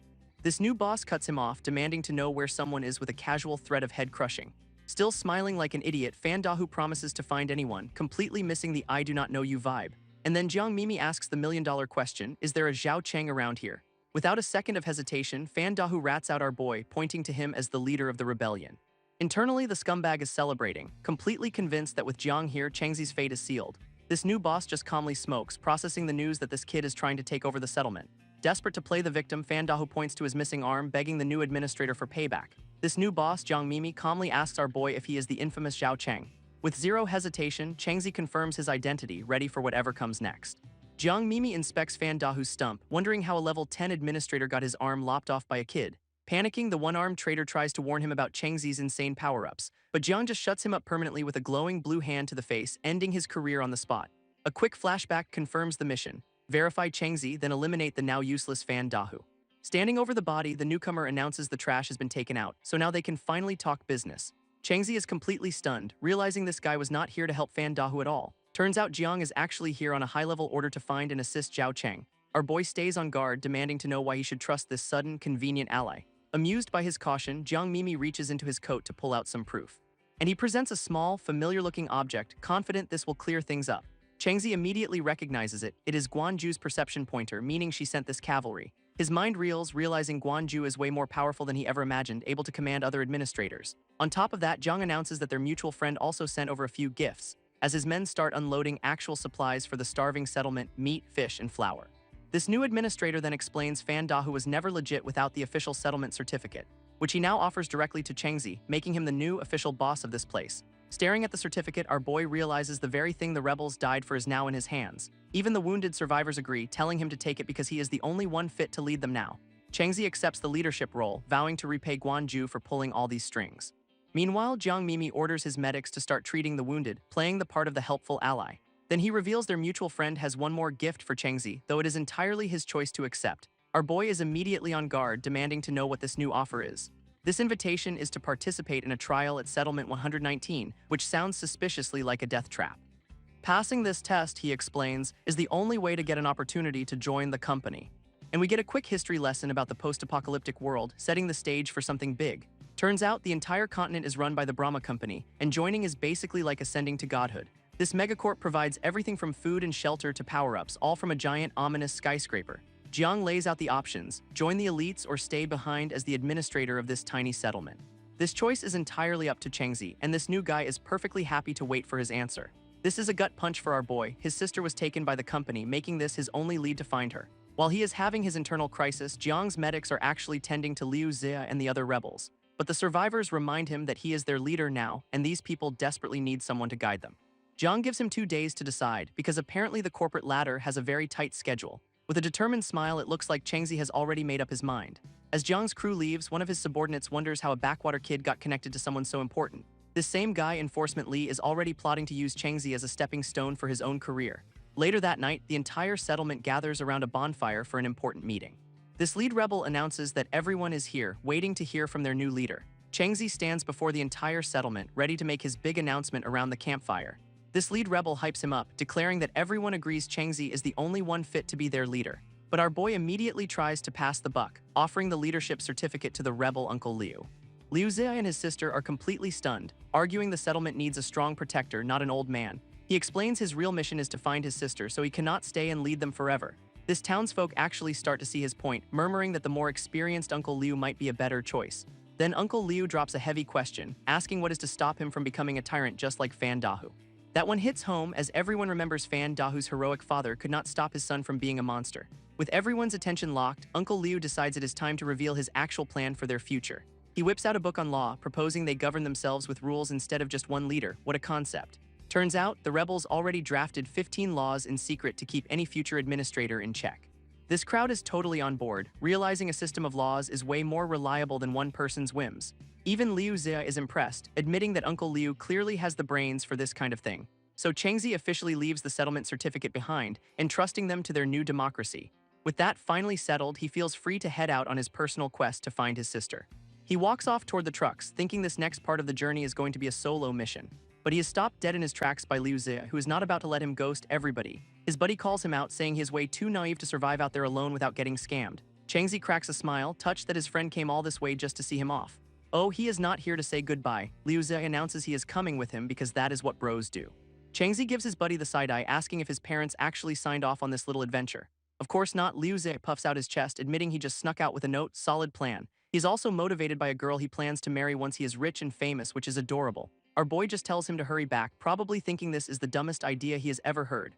But his friend is not taking no for an answer, grabbing his cape to stop him from leaving.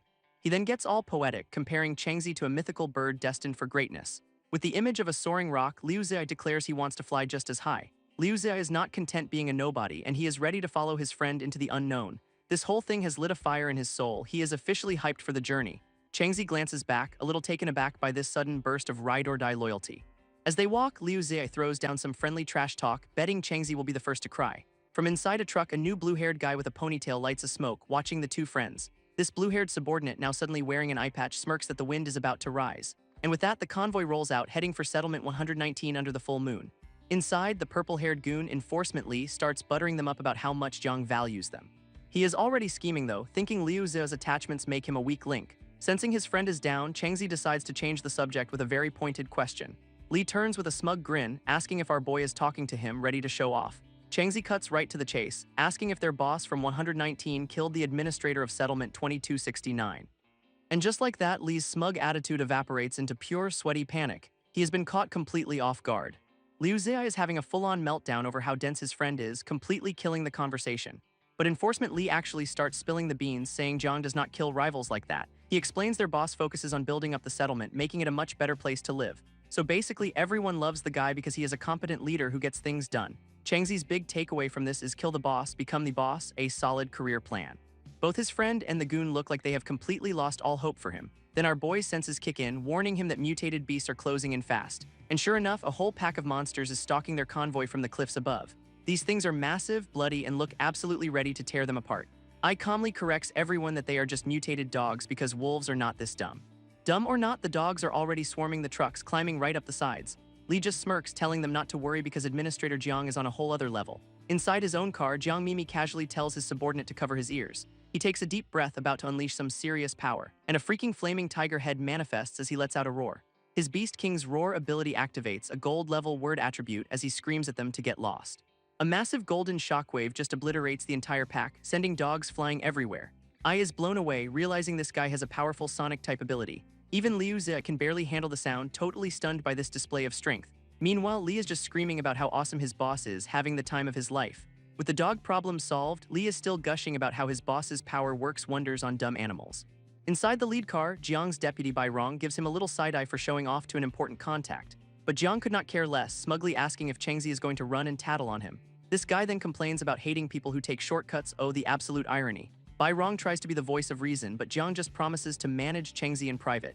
He explains that as long as he is useful to the higher-ups, they will let him get away with anything. Their convoy finally rolls into settlement 119, which looks way more civilized than home.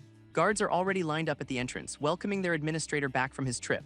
Bai Rong leads our boys to their temporary lodging, explaining all the good houses are taken. And by lodging, he means a dusty shack, which Liu Zia declares an upgrade, less wind. Then Bai Rong hands over the official instructions for their upcoming company trial.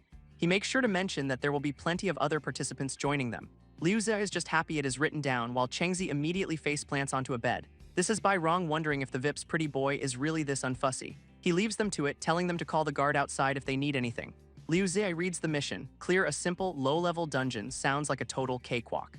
From his bed, Changzi asks the real question: how many people actually get hired? His buddy checks the paper again, realizing that crucial detail is not mentioned at all. Changzi immediately deduces the unspoken rule: it is not just killing the boss, it is outlasting the other players. And Liu Zai's face drops, understanding that this trial is actually a battle royale to the death. Lying in bed, Changzi realizes his kill the boss plan might have a few minor complications. Then his thoughts drift to a mysterious purple-haired woman who seems to be on his mind a lot. Liu Zai immediately calls him out for being lovesick, because that is what best friends are for. He then tucks our boy in, telling him to rest up for their big corporate murder audition tomorrow. His buddy continues the lecture, giving him some very unsolicited advice on controlling his teenage hormones. In his own bed, Liu Zai gets serious, thinking about how some people are just in a different league. Changzi has had enough of the commentary, bluntly telling his friend to shut up and sleep. Finally, Liu Zai drifts off, dreaming of the high life they will have after joining the company. Meanwhile, Bai Rong is reporting to Jiang that Changzi does not seem to hold any grudges, though he admits the kid could just be an expert at hiding his true feelings. Jiang is not worried, saying the company's examiner arrives tomorrow to see what Changzi's really made of. His deputy then asks the big question: why does he care so much about this random kid? Turns out, Jiang sees a reflection of his younger self in Changzi, a talented rebel who fought tyranny, but there is one major difference. Changzi has a powerful connection while he had to claw his way up alone. He smirks, admitting he might just be a little jealous of the kid's easy mode start. Bai Rong seems skeptical that it is just a case of simple professional envy. This next morning arrives, bringing with it the dawn of their first official corporate death game. A huge crowd of hopefuls gathers before a swirling blue dungeon entrance. The trial is about to begin. One of the organizers explains that while power-up stones are nice, actual survivors are the real prize. This rules are brutally simple: stay alive and clear the dungeon, no pressure or anything. Bai Rong lays out the deal: survive the dungeon, get a job, and the benefits are so good he will not even bother listing them. He wishes everyone good luck, but his gaze locks right onto Changzi with a very pointed stare. Liu Zai immediately picks up on the vibe, whispering that Jiang is definitely trying to provoke them. This rest of the crowd could not care less, stampeding into the portal for that sweet, sweet free XP. His friend is totally baffled by the power play, but Changzi just figures they will get the answer soon enough. Liu Zai calls him out for acting so confident after admitting he has no idea what is going on, a classic Changzi move. Meanwhile, on a nearby rooftop, two mysterious observers watch the cannon fodder march into the cave. A well-dressed butler advises his miss to stay hidden, warning that her master would be displeased. This cloaked woman agrees, revealing she is the official examiner here to scope out the situation in advance. Inside, the dungeon is a massive, eerie cavern, and our boys are just two faces in a very large crowd. Up ahead, one team's brilliant strategy is to just pick the left path because it feels lucky. Cannot argue with that logic. At their own fork in the road, Liu Zai turns to his friend for some actual guidance. Before Changzi can answer, a hand claps down on his shoulder from behind. And it is a super cheery guy with purple hair, thrilled to have finally caught up with them. Oh great, it is the truck driver from the convoy, who is also here to try and secure a future for his family. He immediately suggests they team up and watch each other's backs in this death trap. Liu Zai starts sending frantic telepathic signals to Changzi, basically screaming abort mission. His brain is going a mile a minute, convinced this guy is a spy or an assassin sent by Jiang. He is totally sure his bestie has received the message and is about to politely decline. Instead, Changzi agrees to the team-up, but only if the driver pays them 200 supply tickets. Our boy's a businessman now. Liu Zai is still having a silent freakout over his friend's business deal, a classic case of buyer's remorse. But the driver is thrilled, happily agreeing to the price since his salary can totally cover it. As they move deeper into the cave, they are being watched by a mysterious figure clinging to the wall. It is a girl with green pigtails who immediately senses Changzi's rare radiant word attribute. With their new member secured, the trio officially forms up to take on the dungeon. Their first order of business is to navigate the dark and winding caverns ahead. From her hiding spot, the girl watches them establish a pecking order, with Changzi as the reluctant boss. She knows teaming up with him is her best shot at survival, but she is way too shy to approach. Thinking of her family and settlement waiting for her, she steels her resolve to be brave. Meanwhile, Liu Zai complains that their new teammate has already gotten them lost and left behind. This driver sheepishly admits he has never been here because he heard it was way too dangerous. Great leadership. Liu Zai tries to play it cool, declaring that fighting monsters head-on is exactly his style anyway. While the driver is totally buying the tough guy act, Changzi knows it is pure, unadulterated bluffing. Suddenly, our boy's senses go on high alert, warning the others that something is coming. He has already got his hand on his blade as his two companions finally realize the danger. This green-haired girl panics, thinking they have spotted her and trying to figure out what to say. But it is not her. Glowing eyes appear all around them, on the ground and on the walls. A pack of monstrous steel claw rats emerges from the darkness, ready to swarm them. Our girl lets out a huge sigh of relief, glad they were worried about monsters and not her social awkwardness. Changzi immediately takes command, telling the others to handle the small fry while he takes on the big one. This driver immediately objects to Changzi's plan, pointing out they are way too weak to survive this. So Changzi asks for a better idea, and Liu Zai decides it is his time to be the strategist. He launches into a lecture on ancient horse racing tactics, a truly foolproof plan, no doubt. His whole superior horse versus inferior horse bit has the driver completely baffled and dizzy. Liu Ze clarifies that superior just means high level and inferior means low level, and then he proudly declares himself the inferior horse of the group. What an honor. Just then the massive, chained-up rat boss appears and Liu Ze's confidence evaporates instantly. Changzi just asks you fight it, which is enough for his buddy to abandon his own genius plan. With that settled, the whole pack of monstrous rats comes charging right at them. Our boy draws his blade, noting this level 8 beast is way stronger than the last boss he fought. Armed with a slingshot, Liu Ze tells the driver to cover him while he aims for the eyes. He actually lands a solid hit, knocking one of the smaller rats clean out of the air. This driver yells for him to fall back and create some distance from the swarm, but Liu Ze is determined not to be a burden to Changzi like he was before. He stands his ground, parrying a direct attack from one of the smaller monsters. Meanwhile, the boss rat activates its bronze-level word attribute, buffing its damage and speed. Changzi is stunned, realizing this thing is way more dangerous than he thought. This powered-up beast lunges forward, its claws glowing with a menacing blue light. Not to be outdone, Ai activates his own flame enchantment, ready for a showdown, and he meets the monster's charge head-on, his flaming sword clashing against its claws. With his flame power blazing, Changzi realizes this buffed-up boss is no longer a threat to him. This system confirms the kill and even throws in a 75% experience bonus. Talk about a nice perk. After checking his own progress, he decides he needs to go help his much weaker friends. Meanwhile, the driver is giving Liu Ze a piggyback ride while they flee for their lives, a tactical retreat. Changzi is almost impressed they are holding on, dryly noting the driver is just doing his job, literally. But then he notices the rats chasing them are suspiciously slow compared to the boss he just fought.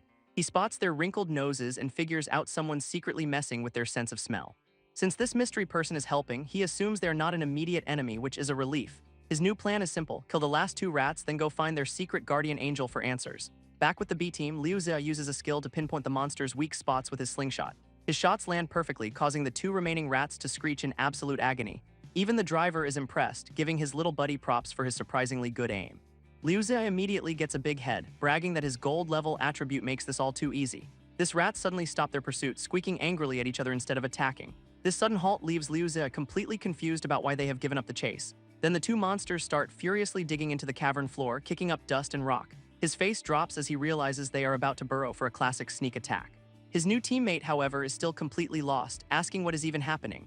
Liu Ze grabs the driver, screaming at him to run because they are about to get ambushed from below. But it is way too late. A massive claw bursts from the ground right behind them. These 2 are completely cornered, with one rat bursting from the ground and another diving from the ceiling. Our driver immediately panics about his family jewels, more scared of his wife than the actual monsters. From her hiding spot, the green-haired girl realizes they are about to get wiped out, so she activates her special gold-level attribute, Scent Manipulation, to intervene. Suddenly, the rats are overwhelmed by a horrible stench, completely disoriented by the smell. Changzi sees the opening and yells for his team to get ready to move, and with a single fiery slash, he completely obliterates both of the remaining monsters. This system confirms the kills, but our boy knows these small-time mobs will not be enough to level up. Their driver is crying tears of joy, calling Changzi his hero, while Liu Ze just calls him a wimp. Then Liu Ze gets a surprise notification. He has just hit level 5. He celebrates his new level while Changzi calls out their secret helper to show herself. His 2 companions are totally lost, asking what friend he is even talking about.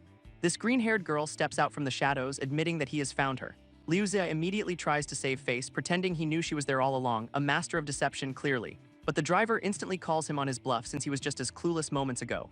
Changzi calmly tells the girl not to worry since anyone who helps them is not an enemy. He even thanks her for the assist, formally putting them in her debt.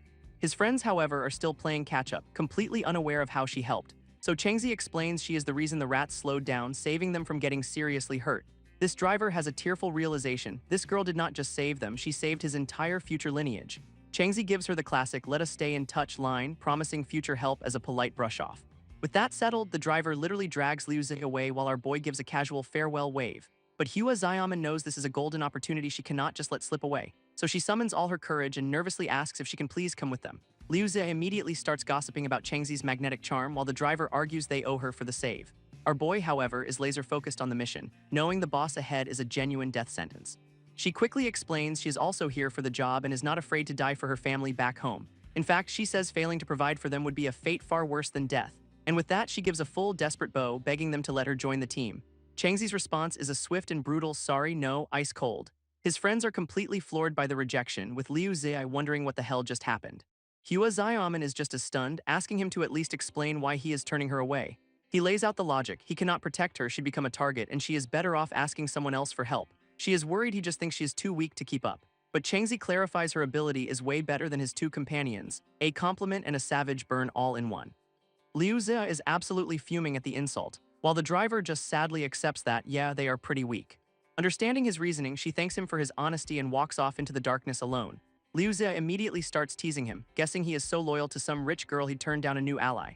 As Changzi heads deeper into the cave, he tells his friend that he is not actually weak, and Liu Zia puffs up his chest, pretending he totally knew that all along. This driver is having a whole philosophical moment about loyalty, impressed by their bromance. He is still trying to figure out Liu Zia's deal, wondering if he is just some rich girl's boy toy. Liu Zia, meanwhile, asks Changzi why he let the driver tag along after ditching the girl, and Changzi just casually reveals the driver is a plant from Jiangmimi, blowing his friend's mind. His logic is that sending a trusted subordinate means their boss is actually taking this seriously. Still reeling from the news, Liu Zia cannot quite wrap his head around the motive. While deep in thought, he completely trips over something on the cavern floor, real smooth.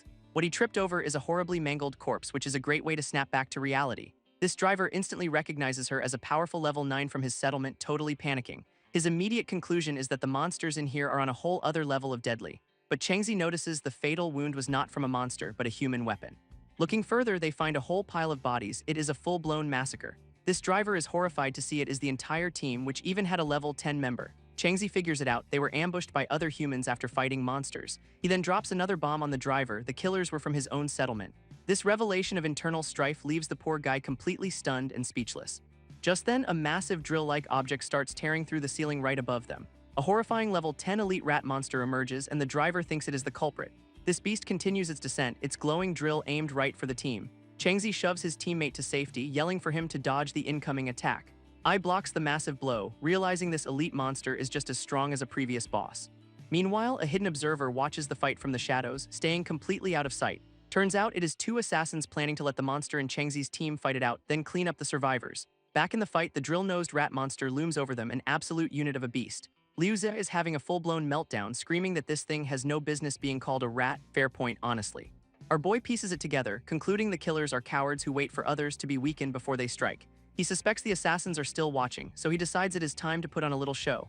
To avoid getting backstabbed during the real boss fight, he needs to bait these hidden vultures out right now. His plan involves using the monster's own horn as bait, pretending to spot a weak point to lure them in. It is a classic play dead strategy his master taught him, perfect for drawing out opportunistic scavengers. At the same time, Liu Zia activates his weak point detection skill, telling Changzi to get ready for his signal. This skill highlights the monster's weak spot right on its forehead, giving them a crystal clear target. But Changzi has to hold back. He needs to look like he is struggling, not one-shot the thing. He lands a flashy but weak hit with his flaming sword, intentionally leaving himself wide open for an attack. This monster takes the bait and smacks him hard, sending our boy tumbling to the ground, all part of the act. Seeing their opening, the assassins get ready to move, but Liu Zia fires his slingshot to create a distraction. His shots barely even scratch the monster, doing almost no damage but definitely getting its attention. Now thoroughly annoyed, the beast turns its glowing red eyes towards a strange crystal on the ground. Suddenly, the crystal shoots into the air, leaving Liu Zia and the driver staring up in total confusion. Then the monster launches itself after the crystal, completely ignoring them for the shiny new toy. Changzi keeps up the act, screaming for his friend to run while hoping his bait plan works. With the monster's attention fully on him, Liu Zia now faces a deadly drill attack head-on. He is not scared though, yelling that this pig-headed rat is going down for hurting his buddy. This driver makes a last-second save, tackling Liu Zia out of the way of the devastating blast. After they land, the driver calls him insane for trying to fight a level 10 monster all by himself. But Liu Zia is running on pure bro code, swearing he will not let the beast get away with it. His face is pure determination, while the driver looks like he is seriously regretting this job. His slingshot continues to do basically nothing, just chipping away for pathetic amounts of damage. This only makes the monster angrier, its horn glowing as it powers up for another attack, and it launches right for Liu Zia, who is once again the prime target for a giant drill. This driver grabs him for another piggyback ride, yelling that this officially repays his debt. Liu Zia is completely stunned by his speed, realizing the driver is way more powerful than he claimed. Surprised, the driver is actually level 10 with a gold-level speed ability, a detail he forgot to mention. Now riding on his back, Liu Zia gets ready to be a mobile attacker while the driver plays getaway car. This driver grins with confidence, telling him to just leave the dodging to the professional. They square up with the monster, Liu Zia taunting it to see whose attack is faster. His shots keep landing, making the beast even more furious with every tiny hit. But then he sees Changzi is losing a lot of blood, realizing he has to end this fight immediately. He reaches for another stone and finds his pouch is completely empty, a fantastic development. From the shadows, one of the assassins decides the show's over and prepares to intervene with a crystal. This assassin finally makes his move, tossing a crystal that zips right past the driver's leg. With Changzi still playing dead, the monster looms over him, ready to deliver the final blow. Liu Zia is screaming for his friend to get out of there, convinced they are totally done for. But then a massive fiery slash erupts from below, completely engulfing the giant rat. And just like that, Changzi stands over the defeated monster, having faked them all out. He turns to his friends, coolly saying he could not run while they were still in danger. It was all a performance. Looking weak was the only way to bait the hidden assassins. His companions are absolutely floored, with the driver realizing this kid is a tactical monster. Our boy just sits down, explaining the kill will level him up to 8 and patch up his injuries. This system confirms it. A massive 75% X bonus from his attribute sends him flying up the ranks. Leveling up also triggers his special codex, offering him a choice of new gold level skills. He is presented with 3 options, all part of a super rare independent research series. Picking the final piece of the set, he knows it is about to unlock a powerful attribute fusion. This is a massive cheat code. He is getting a power that normally requires level 30 to even access. With the full set in his possession, he smashes the button to fuse them into something new. A wild light show erupts around him as the fusion kicks off, and he is ready for the results. Now fully healed from the level up, he turns his attention to some unresolved issues. Liu Ze is still eyeing the driver, trying to figure out his real angle for tagging along. This driver, meanwhile, offers Changzi some beef jerky, playing the part of a simple, helpful guy. But Liu Ze is done with the games, getting right in his face and demanding to know his real motive. This driver starts to confess something important, trailing off as he looks away. But he is interrupted by the 2 assassins, who decide it is the perfect time to strike. Sensing the ambush, the driver spins around, demanding to know who is there. And he immediately activates his super speed, narrowly dodging a storm of energy blades. While shielding Liu Ze, he recognizes the attackers, the notorious Lei brothers. These 2 are unbelievably smug, one holding a sword to his neck and complementing his speed. A system scan confirms they are both level 10 deputy administrators working for a faction called Highly. This driver is furious, accusing them of betraying their own settlement and killing their comrades. Watching from a safe distance, Changzi asks if these guys are old friends. Liu Ze clarifies they are from the same town but on the rival team working for this Highly person. And of course, Liu Ze has absolutely no idea who Highly is. Top-tier situational awareness as always. This driver explains Highly is Jiang Mimi's political rival, a warmonger who is now a sworn enemy. Changzi immediately puts the pieces together, realizing Highly is the likely mastermind behind the whole conspiracy. If his theory holds, this guy is responsible for a massive slaughter and has a serious debt to pay. This Lei brothers just laugh it off, telling him dead men do not get to criticize their boss. Changzi tells his crew to just focus on surviving these 2 psychos for now. Before they can act, one of the brothers unleashes a giant spider web, sealing the cave entrance. This is a huge problem for the driver, since the sticky web completely neutralizes his speed advantage. This brothers move in for the kill, smugly telling him to pick a better boss in his next life. But just as their blades are about to connect, Changzi grabs his teammates with a sudden apology. With a quick apology, Changzi just yanks his entire team down a massive chasm to escape. We are suddenly in a flashback, where one of the Lei brothers tells the other to escape while he holds the line. He makes a final charge, yelling for his family to know he died with honor, a real heroic sacrifice. His brother swears vengeance, promising to kill their enemies and the one who betrayed them. Back in the present, the assassins are absolutely livid that their kill was interrupted by a sneak attack. They block the blow, realizing with shock that Changzi's power is way above the dungeon's level cap. One of them taunts our boy, asking why he is meddling in their business while so badly injured. Changzi just sits there looking half dead, but his expression is pure, unadulterated defiance. This brothers decide to just wait for him to bleed out, which is a great plan if your opponent is not the main character. But Changzi clarifies the driver is his friend now, so this is officially his problem too. This driver is so touched he is actually crying, finally convinced Changzi is a true talent. This assassin scoffs, telling them to get lost while they are in a good mood, which is obviously a lie. Getting to his feet, Changzi is joined by Liu Ze, who is all smiles and ready for a fight. Now it is a full-on stare-down, with both sides declaring they are in a bad mood and someone's about to get hurt. Deciding to deal with them first, one of the brothers unleashes a storm of glowing energy whips. This tendrils of light swarm around our heroes, trapping them as the assassins gloat. Before they fight, Changzi hits them with a weird question, asking if they know a Fan Dahu. And they do, confirming their boss highly sent them to make deals with that so-called idiot.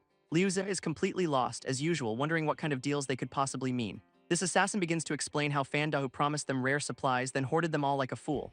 This assassin's backstory drops. Apparently Fan Dahu's people were tyrants who drove them to desperation. One of the Lei brothers smirks, saying all this trouble could have been avoided if they'd just known who was who. He then offers the driver a deal, ditch his current boss, join their settlement, and all will be forgiven. Liu Ze is absolutely not having it, powering up a crystal while blaming them for his grandmother's death. His shot gets casually deflected, with the assassin mocking him for being another weak stone thrower. Unfazed, Changzi just tells Liu Ze to get to work and call out their weak points. Liu Ze's skill activates, lighting up the assassins with multiple glowing red targets, a beautiful sight. He screams out the coordinates for a takedown, neck, heart, head, just hit him anywhere. And Changzi is a blur, lunging forward with enough speed to hit all 3 spots at once. This other brother panics, yelling for his partner to take out the weaker guy first, a solid, cowardly plan. But the big guy ignores him, deciding he's going to cut down the driver instead. This leaves the driver staring down an incoming blade, looking like he's about to have a very bad day. In a flash of golden light, Changzi intercepts and slices the guy down in an instant, one down. This remaining brother screams in pure shock as his partner falls. Changzi turns his ice-cold gaze on the last man standing, calmly telling him he is next. In a last-ditch effort, the assassin unleashes a spider silk ability to bind him. Glowing blue tendrils wrap around Changzi's limbs, seemingly trapping him completely. But our boy just activates his flame enchantment because a little glowing string is not on his list of concerns. With a massive burst of fire, he completely shatters the energy restraints. Standing over the defeated foe, Changzi just tells him he was way weaker than he imagined. Our boy explains his whole strategy. They underestimated him because he looked half dead, then he hit him with his new fusion power. And that fusion leveled up his 3 gold skills into a single, insane, transcendent technology attribute. While resting, Liu Zi roasts Changzi for his habit of picking up monster junk like a hoarder. I just offers to share the loot by stripping the dead assassin's clothes for his buddy, resourceful but creepy. This driver immediately objects, worried that wearing enemy colors will get them hunted down by Hailei's faction.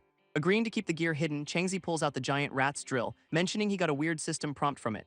His friends gather round, wondering if this drill is some kind of hidden treasure or special quest item. A system scan confirms it is a special key that unlocks the underground rat clan's secret treasury. Both Liu Zi and the driver are absolutely losing their minds, eyes sparkling at the thought of all that loot. But Changzi is already planning ahead, hoping the treasury has a better weapon for Liu Zi. Liu Zi is genuinely touched, also admitting to himself that his slingshot just is not cutting it anymore. With that settled, Changzi asks the driver if he wants to leave and report back to his boss about Hailei's movements. But the driver refuses, saying he cannot leave because Liu Zi is too weak and would just be a burden on Changzi. Liu Zi takes that personally, accusing the guy of mocking him to his face, and he is not entirely wrong. As Changzi tries to get them moving, Liu Zi starts quoting ancient proverbs about getting stronger and taking revenge. He is now in full-on protagonist mode, pointing to the sky and vowing to repay today's humiliation 100-fold.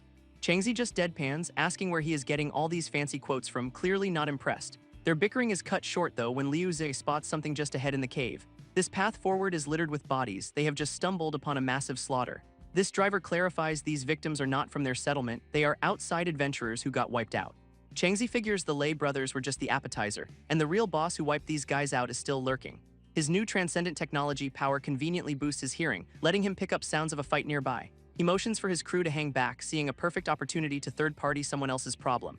Peeking around the corner, they spot a 3-on-1 beatdown with a lone girl cornered by a rival team. This girl is desperately trying to hold them off with some kind of purple energy, but she is clearly struggling. This lead attacker, dressed in a stunning lack of practical cavewear, taunts her and says they are on a deadline for their boss. In what a small, violent world, Liu Zi and the driver actually recognize her, shocked she is still alive. Her 2 male attackers lunge forward to finish the job, screaming at her as she stumbles backward. She is completely exhausted, her powers are failing, and all she can think about is how she failed to bring back food. In a moment of regret, she wishes she'd listened to Changzi's advice from earlier, a bit late for that now. With her guard completely down, the 2 killers swing their blades for the final blow. But a flash of golden light intercepts them as Changzi swoops in to play hero. He lands with a smirk, telling the girl to open her eyes because she is not dead yet. She looks up in absolute shock, realizing her savior is the same guy she met before. Our boy just tells her to get to safety because this time he is taking care of the trash himself. This leopard print lady seems completely unfazed that he just killed her henchman, and Changzi knows she is the real threat. She turns to him, casually complimenting his skills like they are just having a friendly chat. Then things get creepy as she makes a very suggestive gesture, which is just textbook villain behavior. Her word attribute activates and she forms a glowing heart, inviting him to play some fun games. Suddenly, Changzi is trapped in a pink aura and the girl he just saved screams a warning that this woman can control minds. And just like that, the mind control hits, instantly turning his 2 allies into puppets. This leopard print lady is furious, complaining that her dead henchmen ruined her stealthy approach.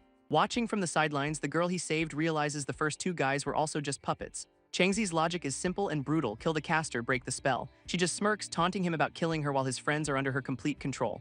Our boy does not waste time on chatter, lunging forward in a blaze of fire to end this now. Suddenly she is panicking, realizing he is a madman who does not care about hostages and is just going for the kill.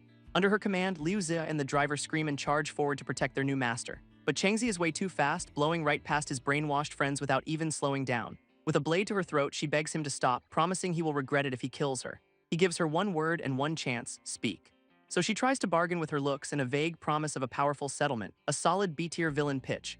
Her next offer is to basically become his problem, warning him her boss will hunt him down otherwise. Changzi is so spectacularly unimpressed, you can almost hear the crickets. Changing tactics, she mentions her boss's people are just ahead and she can guarantee his safety. Her final, desperate play is a marriage proposal to get him into her settlement, because that is normal. This girl he saved just hopes he does not fall for this very obvious, very desperate trap. Ignoring all that noise, Changzi cuts right to the chase, asking if her boss is Hailey. She scoffs, revealing her boss is so high-ranking that even big shots like Jiang Mimi show respect. Changzi says he understands, and she immediately assumes he is on board with her whole "let us be a power couple" plan. Without a second thought, Changzi just slices her down, ending the negotiation for good. This girl he saved is horrified, asking why he killed her when she was trying to make a deal. He lays out his ice-cold logic. She tried to kill him, enslave his friends, and he is not joining her weird cult. As the mind control lifts, Liu Zia and the driver snap out of it, completely confused about what just happened. Changzi explains she was a liability who could control them again, so he took a precautionary measure by killing her. This driver freaks out, revealing she was the mistress of a settlement leader, and now they have angered 2 of the 3 big bosses. Completely unfazed, Changzi says he is leaving soon anyway, rattling off the names of the 3 leaders like a grocery list. This driver confirms those 3 are the settlement's secret rulers, but they all despise each other. Liu Zhe pieces it all together, realizing 2 of the bosses are schemers while Jiang Mimi is smart enough to leave Changzi alone. He then tells Changzi to just lean into the mysterious powerful guy act because faking it is half the battle. Getting serious again, the driver warns that the path ahead is swarming with powerful awakened ones. But Changzi's resolve is absolute, his mind fixed on reaching the company where his sister is waiting. Hearing this, both Liu Zia and the driver immediately pledge to follow him no matter what. This rescued girl then asks to tag along, and Changzi agrees, telling her to provide cover from a distance. She is absolutely thrilled, promising to do her best not to cause any trouble for her new senior. Liu Zia immediately starts teasing him, asking if he has gone soft and forgotten about his rich lady crush. Changzi just says it is for safety, which sends Liu Zia into a rage about not needing a woman's protection. Now that she is on the team, the girl decides it is time to reveal a little secret she has been keeping. Her gold word attribute activates, lifting an odor concealment spell that was hiding something nearby. And just like that, a whole crowd of wounded survivors appears, all of them beaten back from whatever horror lies ahead. One of the survivors explains his crew got wiped out by enemies who used traps and ambushes. Changzi just shrugs, saying anything goes in a life-or-death battle, which really ticks the guy off. This survivor reveals the enemy even disguised themselves as reinforcements, catching him off guard and costing him a hand.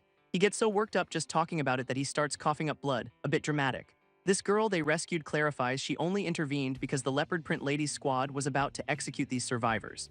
Their driver chimes in, ranting that 2 of the 3 settlement bosses are ruthless tyrants. Now Changzi has a classic dilemma: leave these guys to die or risk his own mission to help them.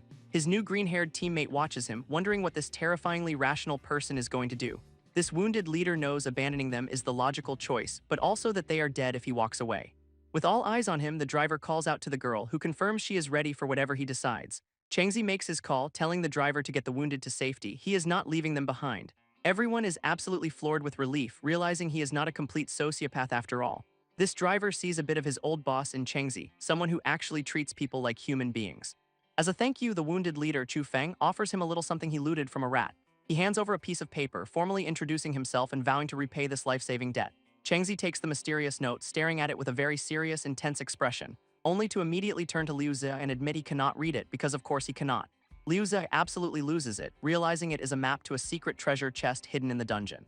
With a new plan, Changzi splits the party. They will go for the treasure while he goes to fight the boss. Liu Zia immediately calls him crazy, screaming that going after the boss alone is just a suicide run. Changzi tells Liu Zia the treasure is their best shot at a power-up, then warns him not to die on the way. Watching him go, Liu Zia admits to himself he is too weak to help directly, so this treasure hunt is his only option. With his new crew in tow, he heads for the treasure's location, vowing to come back a whole lot stronger. Meanwhile, Changzi finds the path to the boss conveniently pre-cleared by a fresh batch of corpses. This actually gives him some peace of mind, since it means Liu Zia's route should be relatively safe. But his own path is about to get a lot louder, as he hears the sounds of battle from the boss room just ahead. And there it is, a massive, snarling rat boss, already beaten down to its last 15% health. Peeking around the corner, he sees another team of adventurers already locked in a fight with the beast. These adventurers are getting cocky, screaming that the boss is almost dead and it is time to claim their prize. Changzi, however, has a much better plan. He is gonna let the boss soften them up before he makes his move. He calls it heaven's work, since they are just greedy killers anyway, deciding to pick off the weakest ones first. As the goons fantasize about all the women they will get after this, they have no idea Changzi is dropping in from above. In a blur of motion, he absolutely demolishes them before they can even react, a total slaughter. Our boy just coldly informs the last one standing that his victory party has been permanently cancelled. The survivors are stunned, and their leader immediately splits his forces, sending 2 guys to deal with the lone wolf. This Liu Beiyu guy charges in, popping a strength buff and hurling insults like it is actually going to help him. Behind him, 2 archer brothers get ready to provide backup, one loading a power shot and the other a rapid-fire arrow. But Changzi just phases right through the attack, completely unimpressed and calling them out for being pathetic. He then turns his ice-cold gaze on the 2 archers, letting them know their turn is up. A wave of panic hits the archers as they realize this is not just some random solo player they are messing with. This first archer brother activates an explosive shot, looking absolutely unhinged and ready to fire. His partner follows up with an ice arrow that adds a slowing effect, a classic elemental 1-2 punch. Their melee buddy is confident this will work, since ranged fighters are supposedly weak up close. A massive explosion of fire and ice consumes the narrow passage where Changzi is standing. Back at the main fight, the team leader tells his men to ignore the sideshow and kill the boss. His subordinate agrees, turning his attention back to the giant rat, which is now at 18% health. These two grunts resume their attack on the beast, screaming about finishing the job for their boss. Believing their target is toast, the Archer brothers watch the smoke, convinced there is no way he survived. They decide to prep their most vicious arrow just to be safe, which feels a little extra at this point. But then Changzi just walks out of the flames completely unscathed, ruining their whole victory vibe. Our boy is just thinking this is a perfect opportunity to test the limits of his new body. That massive elemental explosion he just took to the face was apparently just a minor inconvenience. This archers are completely stunned, realizing he did not even try to dodge, he is just a madman. One of them then has the horrifying thought that if he had dodged, they would have shot each other. Before they can even process that tactical failure, Changzi is behind one and takes his head off. He phases through the second brother, internally noting how ridiculously strong his new power is. This surviving archer screams in rage, knocking an arrow to avenge his fallen brother. Changzi just casually slaps the arrow out of the air, completely unimpressed by the final attack. Grabbing the guy's face, he delivers a cold lesson about how slaughtering others tends to end badly. With the trash taken care of, he reflects that his base stats are already this insane without even using skills. With his newfound power, Changzi wonders just how much stronger he has actually become. He knows he is still not on the level of the truly powerful people from his past. His goal remains laser-focused: kill the boss, get into the company, and find his sister. Back in the fight, the other adventurers move in for the final blow on the weakened rat, but the beast just cowers, holding its head in terror as its health hits 10%. It is actually begging for mercy, which is a very weird look for a dungeon boss. Suddenly, a massive axe crashes down from above, interrupting the would-be victory. And a second, much bigger boss appears, the giant Axe King Rat level 13. This adventurers are horrified, realizing there are two boss-level monsters in this dungeon. Without any warning, the new King Rat brings its axe down on the stunned party. They barely manage to dodge, their confidence completely shattered in a single moment. From the sidelines, Changzi notes that this second boss would have wiped them out if he had not shown up. His strategy is simple and brutal: eliminate the weaker, cowering boss first to simplify things. This other team's leader has the same idea, shouting to focus fire on the first monster. After a moment of agreement, they all proceed to charge the new, much stronger boss instead, a tactical masterstroke. This King Rat effortlessly blocks their combined assault, proving how bad their plan really is. These guys are already exhausted, whining about having to fight all over again after wearing down the first one.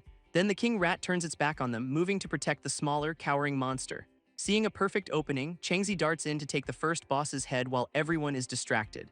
This adventurers scream about him stealing their kill, but their leader just smirks, knowing Changzi is now the King Rat's main target.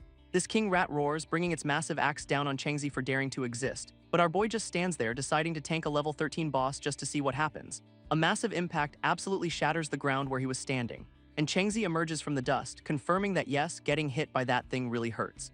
His new allies are stunned, realizing this King Rat is twice as strong as the last boss. With another furious roar, the beast winds up for a second swing, clearly not a fan of survivors. This time Changzi dodges, noting the boss is strong but slow and that these two clowns cannot win alone. He knows they need his help, but he is also 100% sure they will stab him in the back afterward. Right on cue, the leader offers a truce, casually overlooking the whole "you murdered our friends" thing. Changzi is not surprised at all, musing that in this world, even mass murder is negotiable. So he agrees to the team-up, leaping back into the fray to fight the boss together. This second they turn away, the two adventurers confirm their genius plan: kill Changzi once the boss is at 10% health. They charge in, screaming, "We are here to help," with all the sincerity of a lone shark. And the three-man team starts wailing on the King Rat, actually chipping away at its health bar. This just makes the boss angry, activating a bronze word attribute that buffs its damage and speed. It unleashes a devastating shockwave attack that ripples across the entire cavern floor. All three of them get blasted back, coughing up blood from the sheer force of the blow. This enraged King Rat continues its assault, swinging its axe in a furious arc. In response, Changzi summons a badass flaming sword, ready to even the odds. His temporary teammates pop their own strength buffs, a gold and a bronze attribute powering up for the final showdown. This King Rat goes full berserker mode, activating a gold attribute that juices its health and size. With a brand new scary face, it declares this is the true form of a king, very dramatic. His new allies are freaking out, realizing this boss-exclusive power means they have to go all in or die. So the leader pops his own gold attribute, summoning 10 shadow clones to join the fight. His buddy lights up his sword with a bronze tier burning blade wind, because teamwork makes the dream work. And the whole crew, clones and all, charges in for a massive beatdown on the supersized rat. But the team leader is already plotting, noticing Changzi is not even level 10 yet. His genius plan: let the new guy get exhausted, then stab him in the back. Shocking, I know. Despite the scheming, their combined assault is actually working, chipping the boss's health down bit by bit. And finally, after a brutal fight, they have got the King Rat down to critical health. Changzi rushes in to deliver the final blow, leading the charge like a true hero, which is the perfect moment for the leader to yell strike at his partner, and he is not talking about the boss. Right on cue, the backstabber swings his flaming sword directly at an unsuspecting Changzi. These two traitors gloat about how a low-level scrub like him could never be their ally, but Changzi effortlessly blocks the attack, admitting they have a point, before promising to return the favor. They are stunned he has any strength left, as our boy confirms the feeling was mutual. He never trusted them either. Even the boss monster pauses the fight just to laugh at this pathetic display of human betrayal.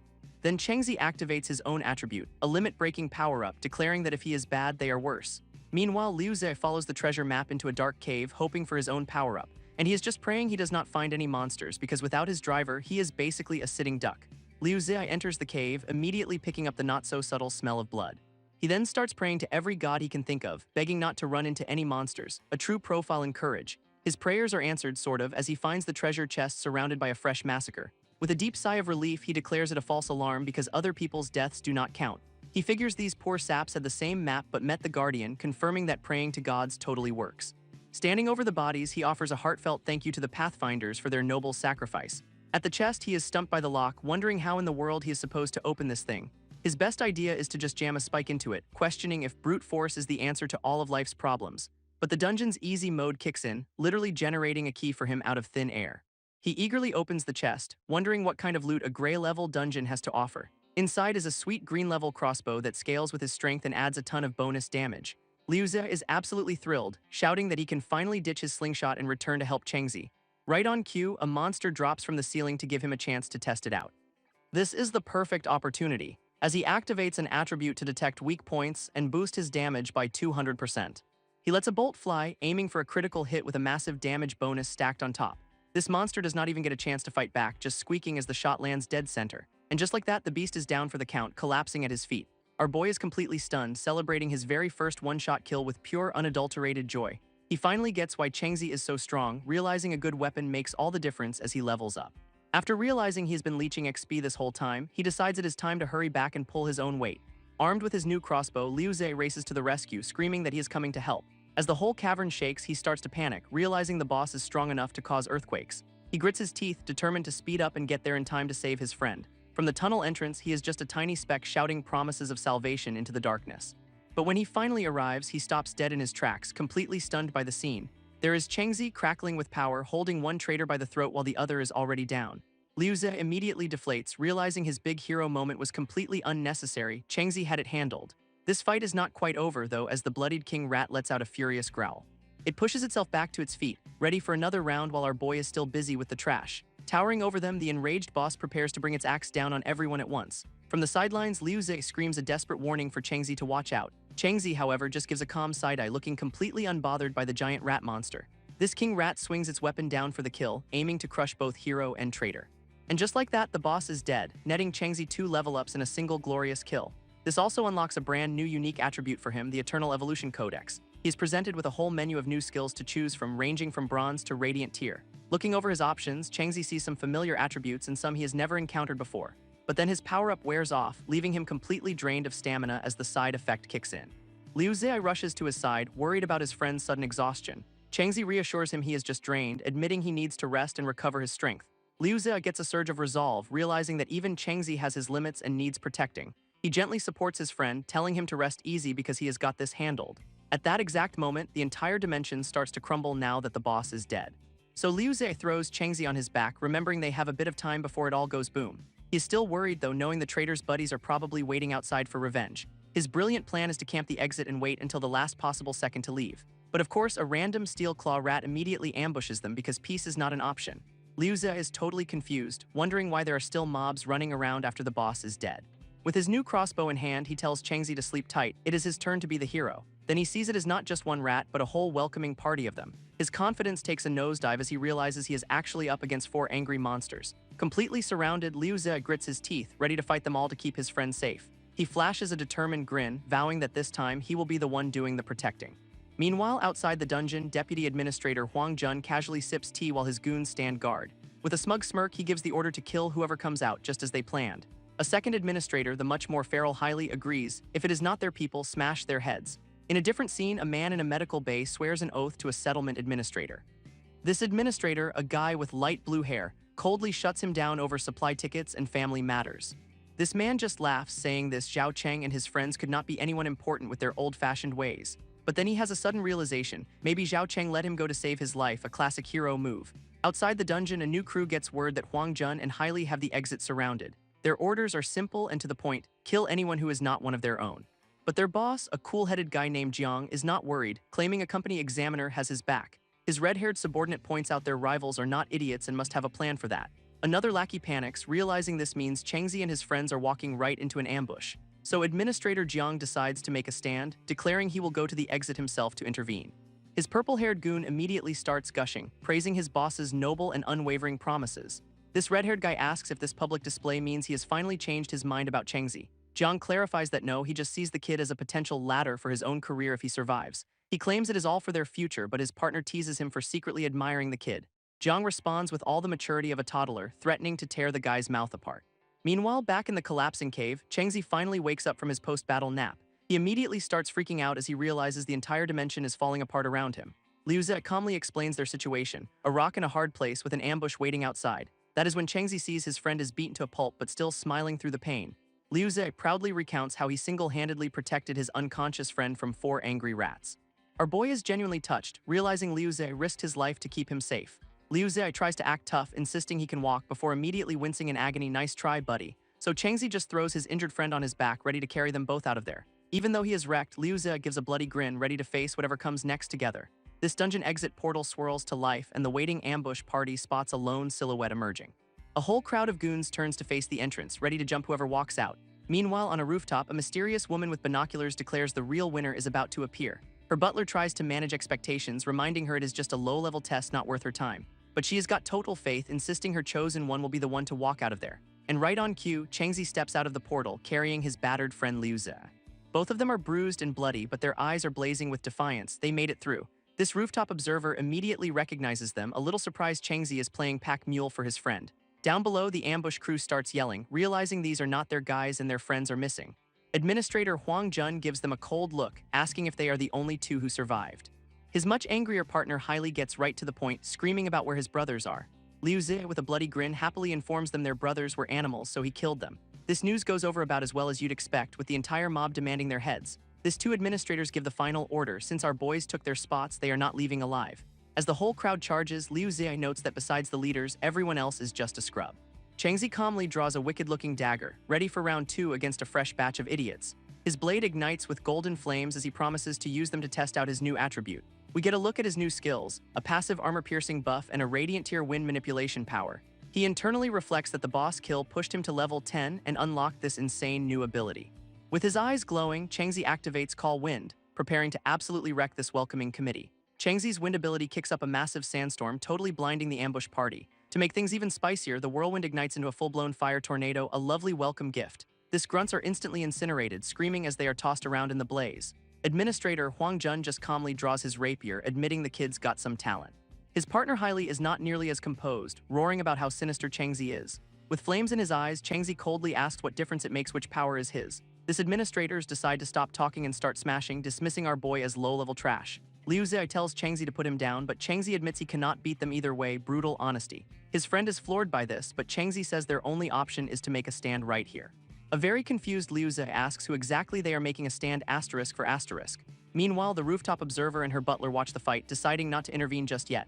This butler calmly explains that it is because the real backup has already arrived. Right on cue, Hailey charges in for the kill while Liu Ze screams for them to run for it. But Chengzi is completely unfazed, telling him there is no need, their help is here too. Suddenly, a massive crimson tiger spirit erupts from the ground, demanding everyone freeze. Liu Ze immediately recognizes the ability, smugly realizing his plan to wait for help actually worked. Administrator Jiang strolls in, declaring Chengzi is under his company's protection and is untouchable. Just then, one of Jiang's men runs up with urgent news. Their settlement is under attack by another group. Jiang coolly orders his team to go provide support, saying he will handle this mess first. He then glares at the rival administrators, wondering what they promised to get a whole settlement to risk his wrath. Hailey smugly reveals his master plan. He promised the attackers 3 whole days to plunder the settlement. Jiang is absolutely disgusted, realizing his rivals sold out their entire home for a petty power grab. Turns out this whole beef started because Hailey felt his genius expansion ideas were being ignored, a classic villain origin story.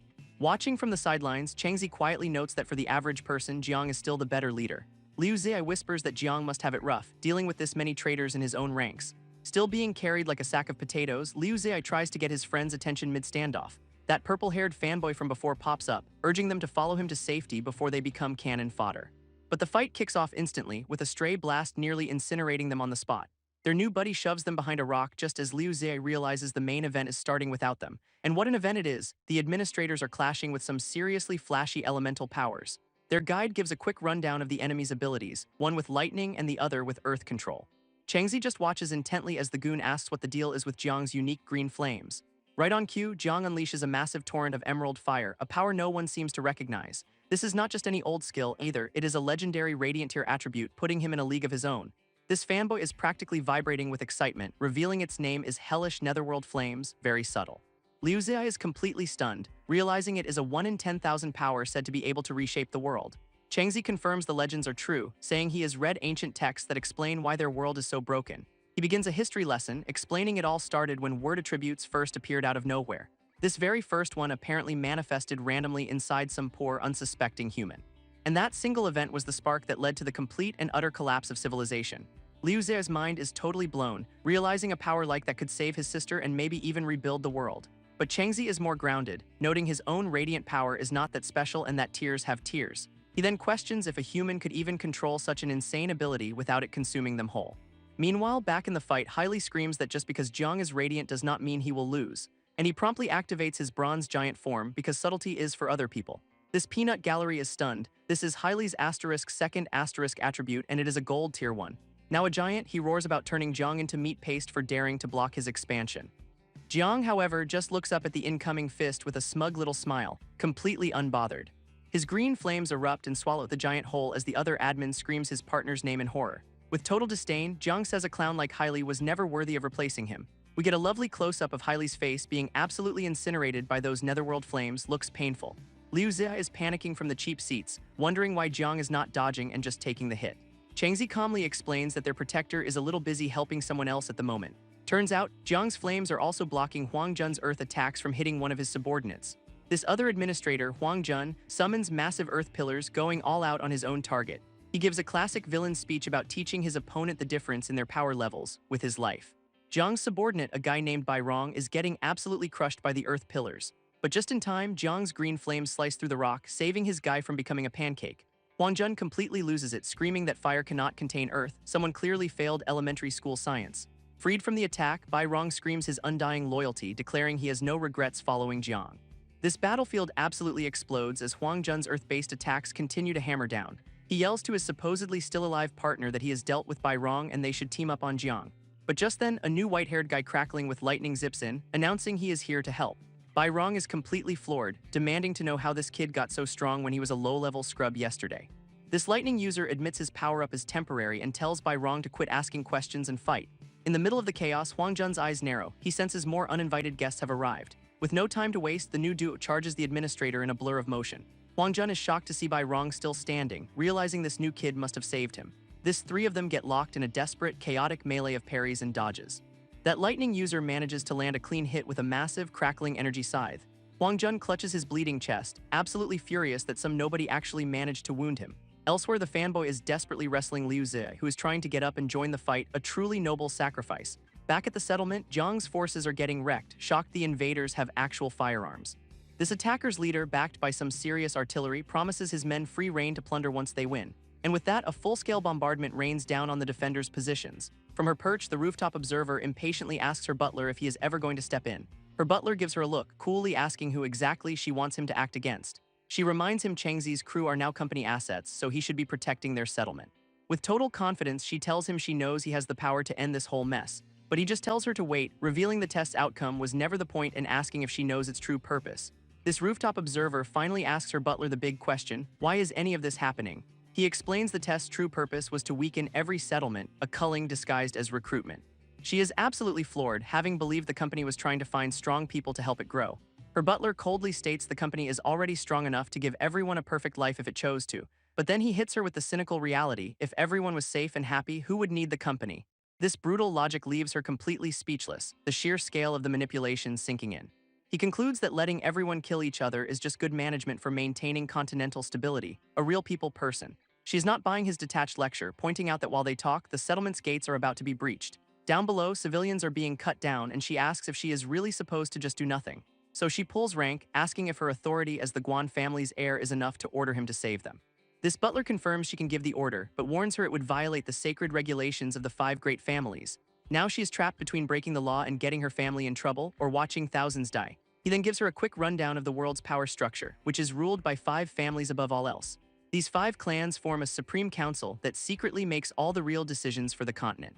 To keep their own backstabbing in check, this council created a set of rules that even they must obey. He spells it out, interfering would break Article 9, earning her a massive fine and 30 days of house arrest. And house arrest is the real poison because it means being banned from entering dungeons to get stronger. While she is grounded, her rivals in the other families will surge ahead, putting her entire clan at risk. Just as she is agonizing over the choice, he informs her the settlement's gates have already been breached. Time's up. On the ground, the invaders' leader roars for his men to kill their way inside and take everything. This invaders storm the settlement, their leader screaming for his men to kill and plunder everything in sight. Absolute chaos erupts in the streets as terrified civilians scramble to escape the slaughter. One of the goons corners a woman with a truly disgusting grin, promising to take good care of her. It is a full-on massacre, with the attackers cutting down anyone who does not hand over their valuables. Watching from above, the rooftop observer's face hardens as she clenches her fist in pure rage. She finally snaps, pulling rank as the Guan family heir and ordering her butler to intervene, consequences be damned. Her butler just calmly accepts the command, not a single flicker of emotion on his face. And with that, he leaps from the roof in a flash of purple energy, heading straight for the fight. His miss watches him go, hoping he will eventually understand why she had to break the rules. Mid-flight, the butler muses on her soft heart but still decides to go help Chengzi's crew. He declares his mission as a Guan family death warrior and activates his word attribute, time for business. A massive purple lightning tornado erupts from him, shocking the invaders on the ground below. From the eye of the storm, he vows that anyone who angers his lady will die without mercy. Meanwhile, back at the other fight, the lightning user realizes their attacks cannot even scratch Huang Jun's earth defenses. He also notes Bai Rong is badly injured and is quickly becoming a liability in this fight. This lightning kid activates his bronze tier Trump Master attribute, hoping a speed boost will help. But Huang Jun just laughs, revealing his own speed attribute is gold tier, a whole different level of fast. He then zips around like a maniac, completely overwhelming the kid with his superior speed. Bai Rong, watching from the sidelines, knows they are outmatched but hopes to exploit an opening if Huang Jun gets cocky. This lightning user gets absolutely skewered by earth spikes, realizing they are completely out of options. Down but not out, the lightning user forces himself up, still crackling with borrowed power. From the sidelines, Bai Rong activates his own ability, screaming out Huang Jun's weak point for the assist. Hearing the call, the lightning kid rockets forward without a single moment of hesitation. This purple-haired fanboy is just in awe of their battlefield synergy, total blind trust. That one assist, however, has left Bai Rong looking like he's about to pass out from exhaustion. Our lightning boy goes for broke, stacking all his attributes into a single final strike. Huang Jun just laughs, thinking he's got an easy kill on the exhausted Bai Rong, completely oblivious to the real threat. This two of them share a moment of pure unhinged battle lust before the final impact. Their powers collide in a massive explosion, with the kid screaming that victory is his. And Huang Jun is just stunned, unable to believe he actually lost to some random upstart. Being a sore loser, he lunges for a final "if I am going down, you are coming with me" attack. This lightning user just shuts that down with a cool "in your dreams," a truly epic own. Turns out he had a one-time refresh ability that restored just enough power to finish the job. But now he is really out of gas, stumbling forward as the power finally fades. Bai Rong catches him just in time, thanking his new brother for the life-saving clutch play. Just then, a hooded woman appears, shocked that Zhao Cheng, the lightning user, won since he was a low-level scrub last she checked. She is completely floored, wondering what kind of monster talent she has just witnessed. Bai Rong immediately recognizes her as a Lord Examiner and tries to be respectful despite his injuries. He quickly explains this as Zhao Cheng, the winner of the company's exam from their settlement. Bai Rong worries internally that someone of her status will not give a damn about a rookie, no matter how promising. This Lord Examiner steps in, telling a baffled Bai Rong to leave the unconscious kid to her and go help Jiang. She then greets Zhao Cheng by name, leaving Bai Rong completely stunned by their apparent connection. Without a second thought, she hoists the kid onto her back, definitely not standard Examiner rookie protocol. Bai Rong's brain just completely short-circuits at the sight of this VIP giving a piggyback ride. His mind races with the only possible explanation. Zhao Cheng must be some big shot secret boy toy. Meanwhile, Jiang faces off against a surprisingly not dead Hailey, informing him his second life is now over. Hailey roars that he is not done yet, charging forward for another round because getting vaporized once just was not enough of a hint. With a look of pure boredom, Jiang unleashes another blast of green flame, basically telling him to shut up and die already. This time the attack is full of screaming skulls, just in case the "you are so dead" message was not clear enough.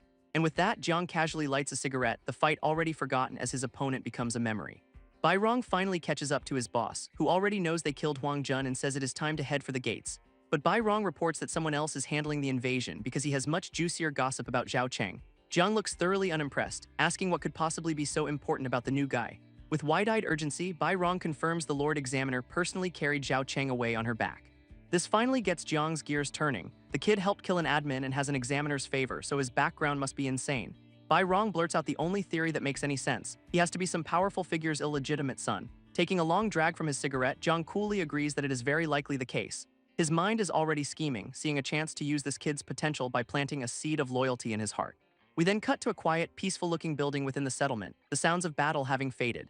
Inside, a bandaged Zhao Cheng is resting in bed, finally getting a moment to recover from his insane power-up. Zhao Cheng jolts awake, completely wrapped in bandages and totally lost in an unfamiliar room. His fanboy Liu Zi immediately pops in with a bowl of food, absolutely thrilled to see him conscious. Still trying to get his bearings, Zhao Cheng just asks where the heck they are. Liu Zi explains he's been out cold for 3 days, recovering in the examiner's personal quarters. Our boy realizes this is the price for using that insane power-up while his buddy just wants him to eat. Just then, a door slides open and a new voice announces that he is finally awake. And in walks the Lord Examiner herself, looking way less formal than when she was giving him a piggyback ride. Zhao Cheng is completely stunned to see her, while Liu Zi is just focused on his meal, a man of priorities. This fanboy's sharp eyes catch something unexpected. Is our boy actually blushing right now? She formally introduces herself as the company's examiner, saying she is relieved he is finally up. He is floored, asking if she has really been waiting around for him ever since he passed out. She just gives a professional yes, which totally deflates Liu Zi, who was clearly hoping for some juicy drama. Then she gets down to business, presenting them with official ID cards for an organization called Brahma. But they are confused, noticing she is holding 3 cards when there are only 2 of them. She explains the original plan was for 3 recruits, but since only 2 qualified, she has a spare. And she offers that spare card directly to Zhao Cheng, calling it a personal favor with a wink. He accepts without hesitation, promising to repay her for the gesture down the line. Liu Zi is not buying the just a favor line, getting super jealous of their obvious chemistry. Suddenly, the Guan family butler appears from nowhere, reminding his miss that they are out of time. This clearly interrupts her moment with Zhao Cheng, and she does not look pleased about it at all.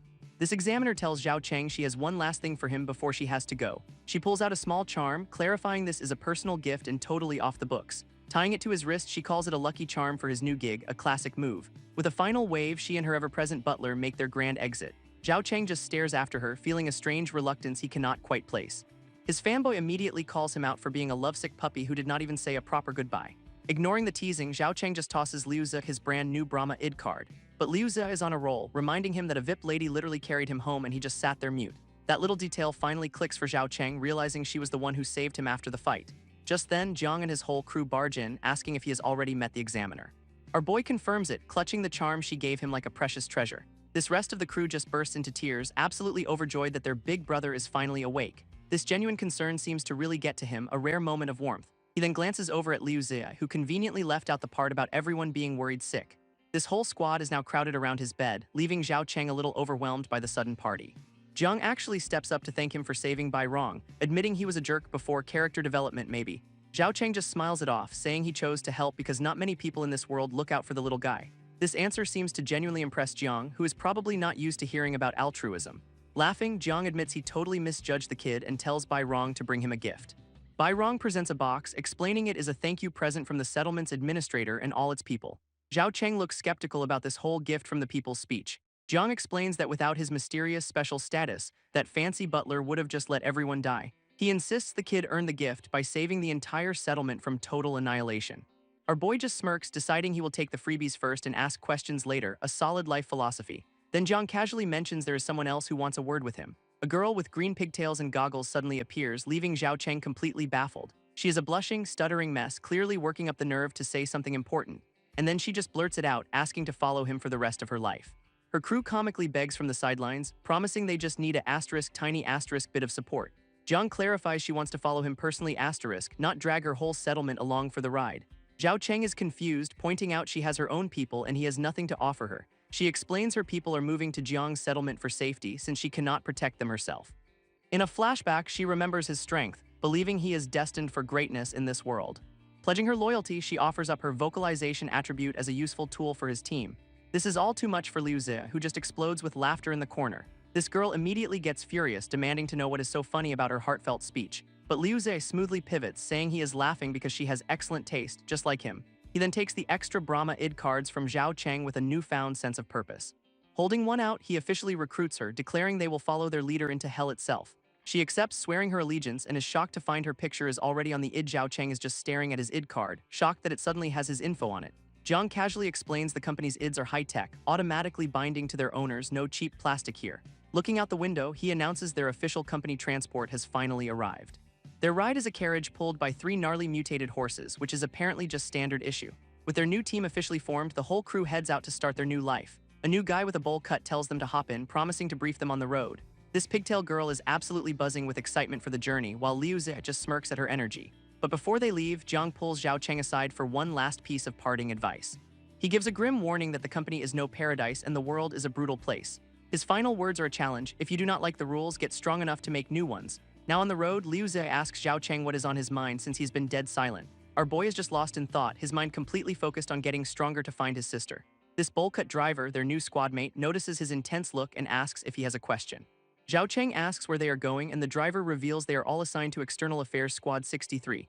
This guy introduces himself as Luo Pingxi, nicknamed Honest, which is never a good sign. Zhao Cheng immediately calls him out, asking if he gets bullied often with a nickname like that. Honest just says he is from the bottom class, adding that a hotshot like Zhao Cheng will not be stuck there long. This gets our boy's attention, so making contributions is the ticket to getting promoted and leaving. Luo Pingxi confirms it but adds the classic catch: if you are a noble, you can leave without doing a thing. For Zhao Cheng, this is a clear opportunity to find his sister. Now he just needs to figure out what these contributions are. Zhao Cheng cuts right to the chase, asking their new driver how exactly they are supposed to get promoted. Luo Pingxi offers him the truth or a lie, and our boy, never one for sugarcoating, asks for the truth. This driver lays out their 2 career paths: either crush the lower class or help the admins exploit them for blue crystals, great options. He explains their destination, Settlement 725, is a crystal mine where the lower classes are in a state of constant rebellion. Zhao Cheng then asks what these blue crystals even are, as a grim vision shows people being brutally oppressed for them. Holding a crystal shard, he wonders what the upper class even needs this stuff for. Luo Pingxi just scoffs to himself, thinking a genius like Zhao Cheng could never understand the struggles of the poor. With a theatrical snap of the reins, he gets them moving again, his little story time clearly over. This rest of the crew picks up on the driver's bitter vibe, realizing they are headed for yet another 5-star hellhole. Their carriage finally approaches Settlement 725, a massive walled city that looks deceptively peaceful from a distance. As they roll through the gates, locals greet Lord Luo, thanking him for bringing more fresh blood, which is not at all creepy. Peeking out, the team notes that while the place is rich, the people look absolutely dead inside, a far cry from Jiang's settlement. Zhao Cheng's gaze suddenly sharpens, spotting something deeply unsettling in the streets ahead. He is watching a long, miserable line of workers hauling massive sacks on their backs. Liu Ze and the pigtail girl are shocked to realize these exhausted laborers are all powerful, awakened people. This camera focuses on their grim march, each step looking like it takes every ounce of their strength. His new teammates immediately guess the sacks are full of blue crystals, calling it blatant exploitation. But Zhao Cheng points out a very strange detail: there are no guards or whips forcing them to work. This completely stumps the others, who cannot imagine why anyone would voluntarily torture themselves like this. Our boy delivers the cold reality: they are not being forced by whips because their oppressors are so powerful they have no other choice. Luo Pingxi announces they have arrived at squad headquarters, ready to hand them off to the leader. Their new home is a ridiculously grand building with a giant glowing lotus floating right over it. Liu Ze and the pigtail girl are completely gobsmacked by the sheer scale of the place. With a smug little smile, Luo Pingxi tells the new recruits to follow him to meet their boss, but Liu Ze immediately pipes up, asking why they are not using the fancy main entrance. A new guy with fabulous pink hair appears to explain the front door is for nobles, not bottom-class trash. Luo Pingxi just sighs, knowing this pompous young master is about to cause a whole lot of trouble. Liu Ze, however, is practically vibrating with glee, recognizing the classic starter-villain trope. Zhao Cheng catches his fanboy's mischievous look, realizing he is about to unleash his inner troll. Stepping forward, Liu Ze innocently asks if this rooster brother is an important person around here. This pink-haired guy is instantly furious, demanding to know who the hell he is calling a rooster. Liu Ze just doubles down, asking if he is a hen that lays eggs instead, a masterclass in escalation. That is the last straw, as the bully grabs him by the collar, ready to throw down right there. Playing it cool, Liu Ze pretends to back off before asking why such an important guy is using the side entrance. He then lays the trap, pointing out that if he is using the side door with them, then he must be a nobody country bumpkin too, which sends the guy into a silent, murderous rage. Screaming that he is asking for death, the bully throws a punch right at Liu Ze's face. But Zhao Cheng's hand flashes out, blocking the fist with absolutely zero effort. He calmly advises the guy not to start a fight, his grip so strong the bully is completely shocked. And he finishes with a cold warning that if he does, he will regret it for the rest of his life. Fuming, the pink-haired bully screams that they are not done yet, a classic sore loser exit. Luo Pingxi quickly steps in, telling everyone to follow him to meet the waiting squad leader. With one last hateful glare, the bully vows to make them pay for the humiliation. His bodyguard then offers to just make the new guys disappear for his young master, which is subtle. Inside, a nervous Luo Pingxi reports to their new boss, introducing the fresh recruits. This squad leader could not care less, immediately ordering them to the mines to suppress a riot. Welcome to the team. Looking absolutely terrified, Luo Pingxi just agrees and tells everyone to clear a path. Their new captain, Jiang Zhenchen, walks past, and Zhao Cheng notes his power is not on the examiner's level. Luo Pingxi explains he is level 27, the second strongest person in the entire settlement. This gets Liu Zai thinking, asking what level the number 1 guy, the administrator, is. With a grim look, their guide reveals the administrator is a terrifying level 30 powerhouse. This whole crew is stunned, and Zhao Cheng asks why he is so freaked out just saying the number. He frantically warns them that nobody is allowed to even talk about the administrator in private. A menacing aura appears as he explains that one wrong word means even their id will not save them. This team realizes this place is run by a ruthless tyrant who does not even allow gossip. Changing the subject fast, Luo Pingxi points them toward the changing rooms to get their uniforms. Now in their new gear, the pigtail girl is just happy to be wearing something nice for once. But Luo Pingxi is already panicking, rushing them to go deal with that riot before they get punished. Zhao Cheng decides they will check out the situation first, since suppressing a riot sounds shady. And just then, the ground erupts beneath them, throwing the entire squad off their feet. Down in the mines, another squad member hears the commotion and is immediately on edge. Zhao Cheng and the pigtail girl instantly recognize the sound, human screams coming from deep underground. This source of the noise is a new punk with pink hair looking down with a seriously smug expression, and he is just beating some poor guy senseless, yelling about how he needs to establish his authority. This guy on the ground is desperately trying to reason with him, but it is clearly not working. This psycho Sima Yan cuts him off, ranting about his grand plan to get famous and become a big shot. He strikes a pose, proudly declaring he will bring honor to the Sima family, a real class act. His terrified lackey immediately corrects someone, insisting they address him as young Master Yan. As they walk away, Luo Pingxi is amazed that our crew did not seem to fear the Sima family name at all. Liu Zai just casually asks if the guy has a bad reputation, which is probably the understatement of the century. Turns out he is the administrator's son, a total monster who torments everyone because daddy protects him. This has the pigtail girl wondering why the company would even recruit a psycho like that. This catches he is a level 11 awakened at only 17, which apparently qualifies as genius-level talent. Liu Zai and the pigtail girl immediately start comparing stats, wondering if they are also geniuses. It is adorable. And then they both freeze, a single glorious thought crossing their minds at the same time. If that punk is a genius, then their leader Zhao Cheng must be a genius among geniuses. Their fan club meeting is interrupted by an imposing old guy who tells them to get out of his way. Liu Zai, never one to hold back, immediately wonders who this rude old man thinks he is. Luo Pingxi frantically identifies him as the squad leader, who promptly tells them to take their people and get lost. He quickly warns them a dangerous criminal is locked up nearby, urging them to get to the riot ASAP. Zhao Cheng's instincts are screaming, realizing honest, Luo was definitely hiding something about this so-called dangerous criminal. Their destination is a green-level dungeon, where a long line of miserable workers waits to enter a glowing blue portal. One woman finally snaps, refusing to go in because the monsters are getting stronger and it is a death sentence. This workers plead for arrest after 10 straight days of labor, but their blindfolded overseer is not in a listening mood. He grabs the protesting woman by the throat, yelling that if she will not work, she can just die instead. Resigned to her fate, she just tells her friend she is going ahead, ready to face whatever comes. But her boss decides to just kill her right there, raising a knife to make an example of her. And just in the nick of time, a hand blocks the blade before it can connect. It is Liu Zai who used his slingshot to stop the attack, demanding to know what the hell is going on. This overseer, now revealed as the deputy squad leader, furiously accuses them of starting a rebellion. Luo Pingxi desperately tries to explain they are the new recruits sent by the captain to suppress this very riot. This explanation does not go over well as the deputy grabs him, clearly insulted by the word help. He then smacks Luo Pingxi across the face, blaming him for bringing these disrespectful rookies. This pigtail girl immediately explodes, screaming at the deputy and asking what gives him the right to hit people. Another one of the deputy's goons steps up, asking for permission to educate the new girl on proper etiquette. With a grim look, the deputy gives the order to use force and show her exactly who is in charge. This thug powers up with a nasty grin, activating his Valor word attribute as he lunges forward. Liu Zai aims his slingshot to intervene, but Zhao Cheng stops him, calmly saying Zio Man can handle this. And he is right, Zio Man unleashes her own power, a scent control ability she has mastered through surviving hell.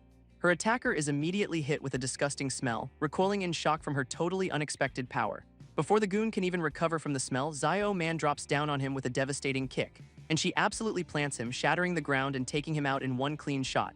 She then strikes a pose, making it very clear she is not some scrawny, weak woman. Liu Zai's jaw hits the floor, but Zhao Cheng knew she was a beast. She is even stronger than Yezha in a one-on-one.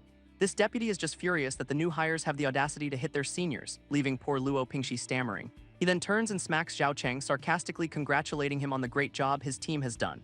Meanwhile, the goon Zio man just flattened is already on his knees, apologizing for getting his butt kicked so thoroughly.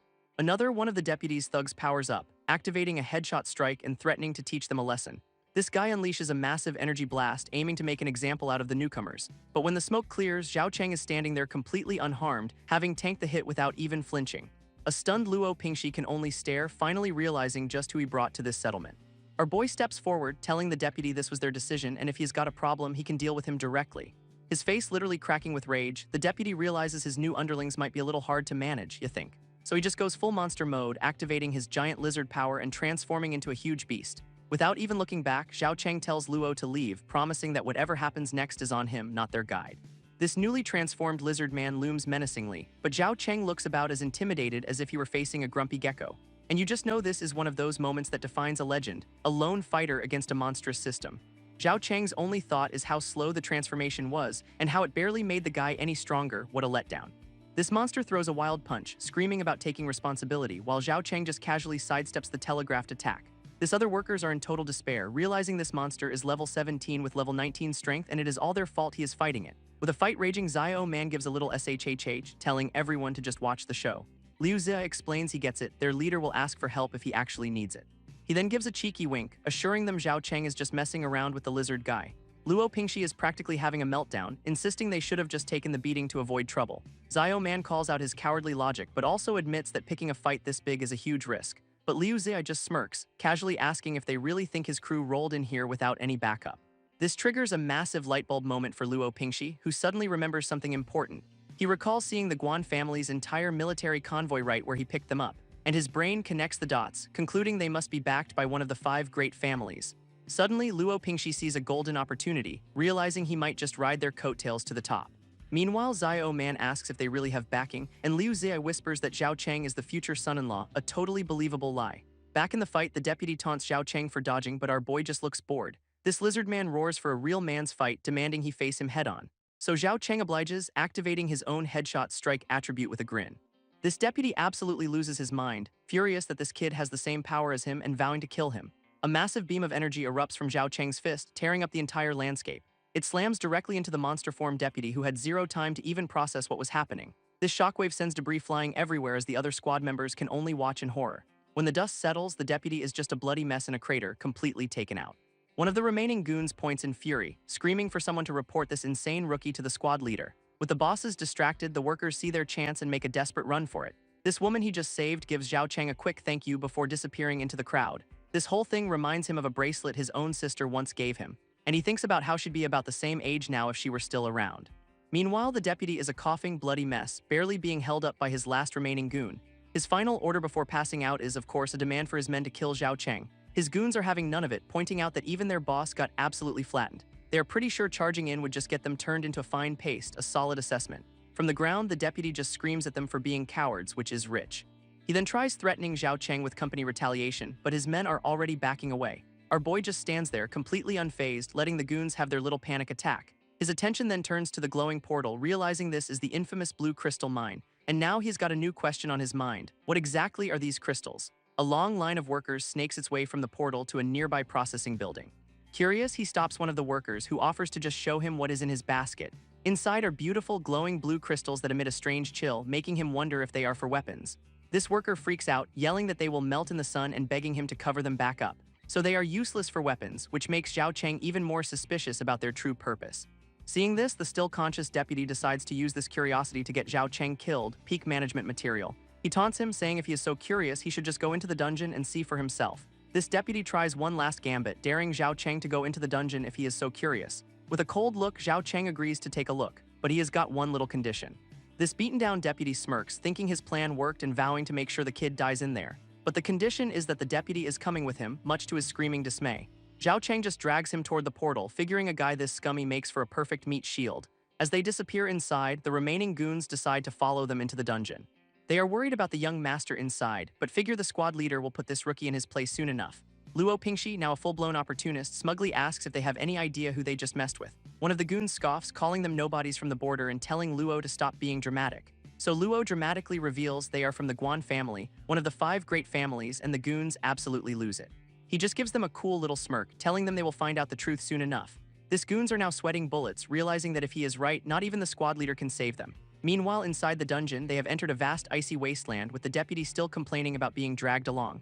This crew is stunned by the massive ice mountains, realizing the blue crystals are literally mined from ice. Zio Man points out that all the workers hauling the crystals are awakened too, just very low level. Zhao Cheng is disgusted, finding it incredibly wasteful to use awakened people as simple manual laborers. Seeing them distracted, the deputy spots his chance to escape and run to his precious young master for help. He makes a break for it, sprinting across the snow and screaming for Sima Yan to save him. Zio Man points out that their guide just bolted, but Zhao Cheng does not care, saying they are here to find someone anyway. This new mission statement leaves Zio Man completely confused, asking who exactly they are looking for. Zhao Cheng declares his new mission: find the people at the top and see exactly why they are exploiting everyone. Liu Ze explains to Zio Man that they are from the bottom too, so Zhao Cheng sees his past self in these workers. Their conversation is cut short by the deputy's pathetic screams for his young master to save him from a nearby tent. A new guy with some serious "I am the boss" energy steps out, recognizing the deputy by name. Inside, this young master is just chilling on a giant fur rug with two ladies, clearly working very, very hard. This deputy immediately starts tattling, pointing at Zhao Cheng and calling him the rebel who started all the trouble.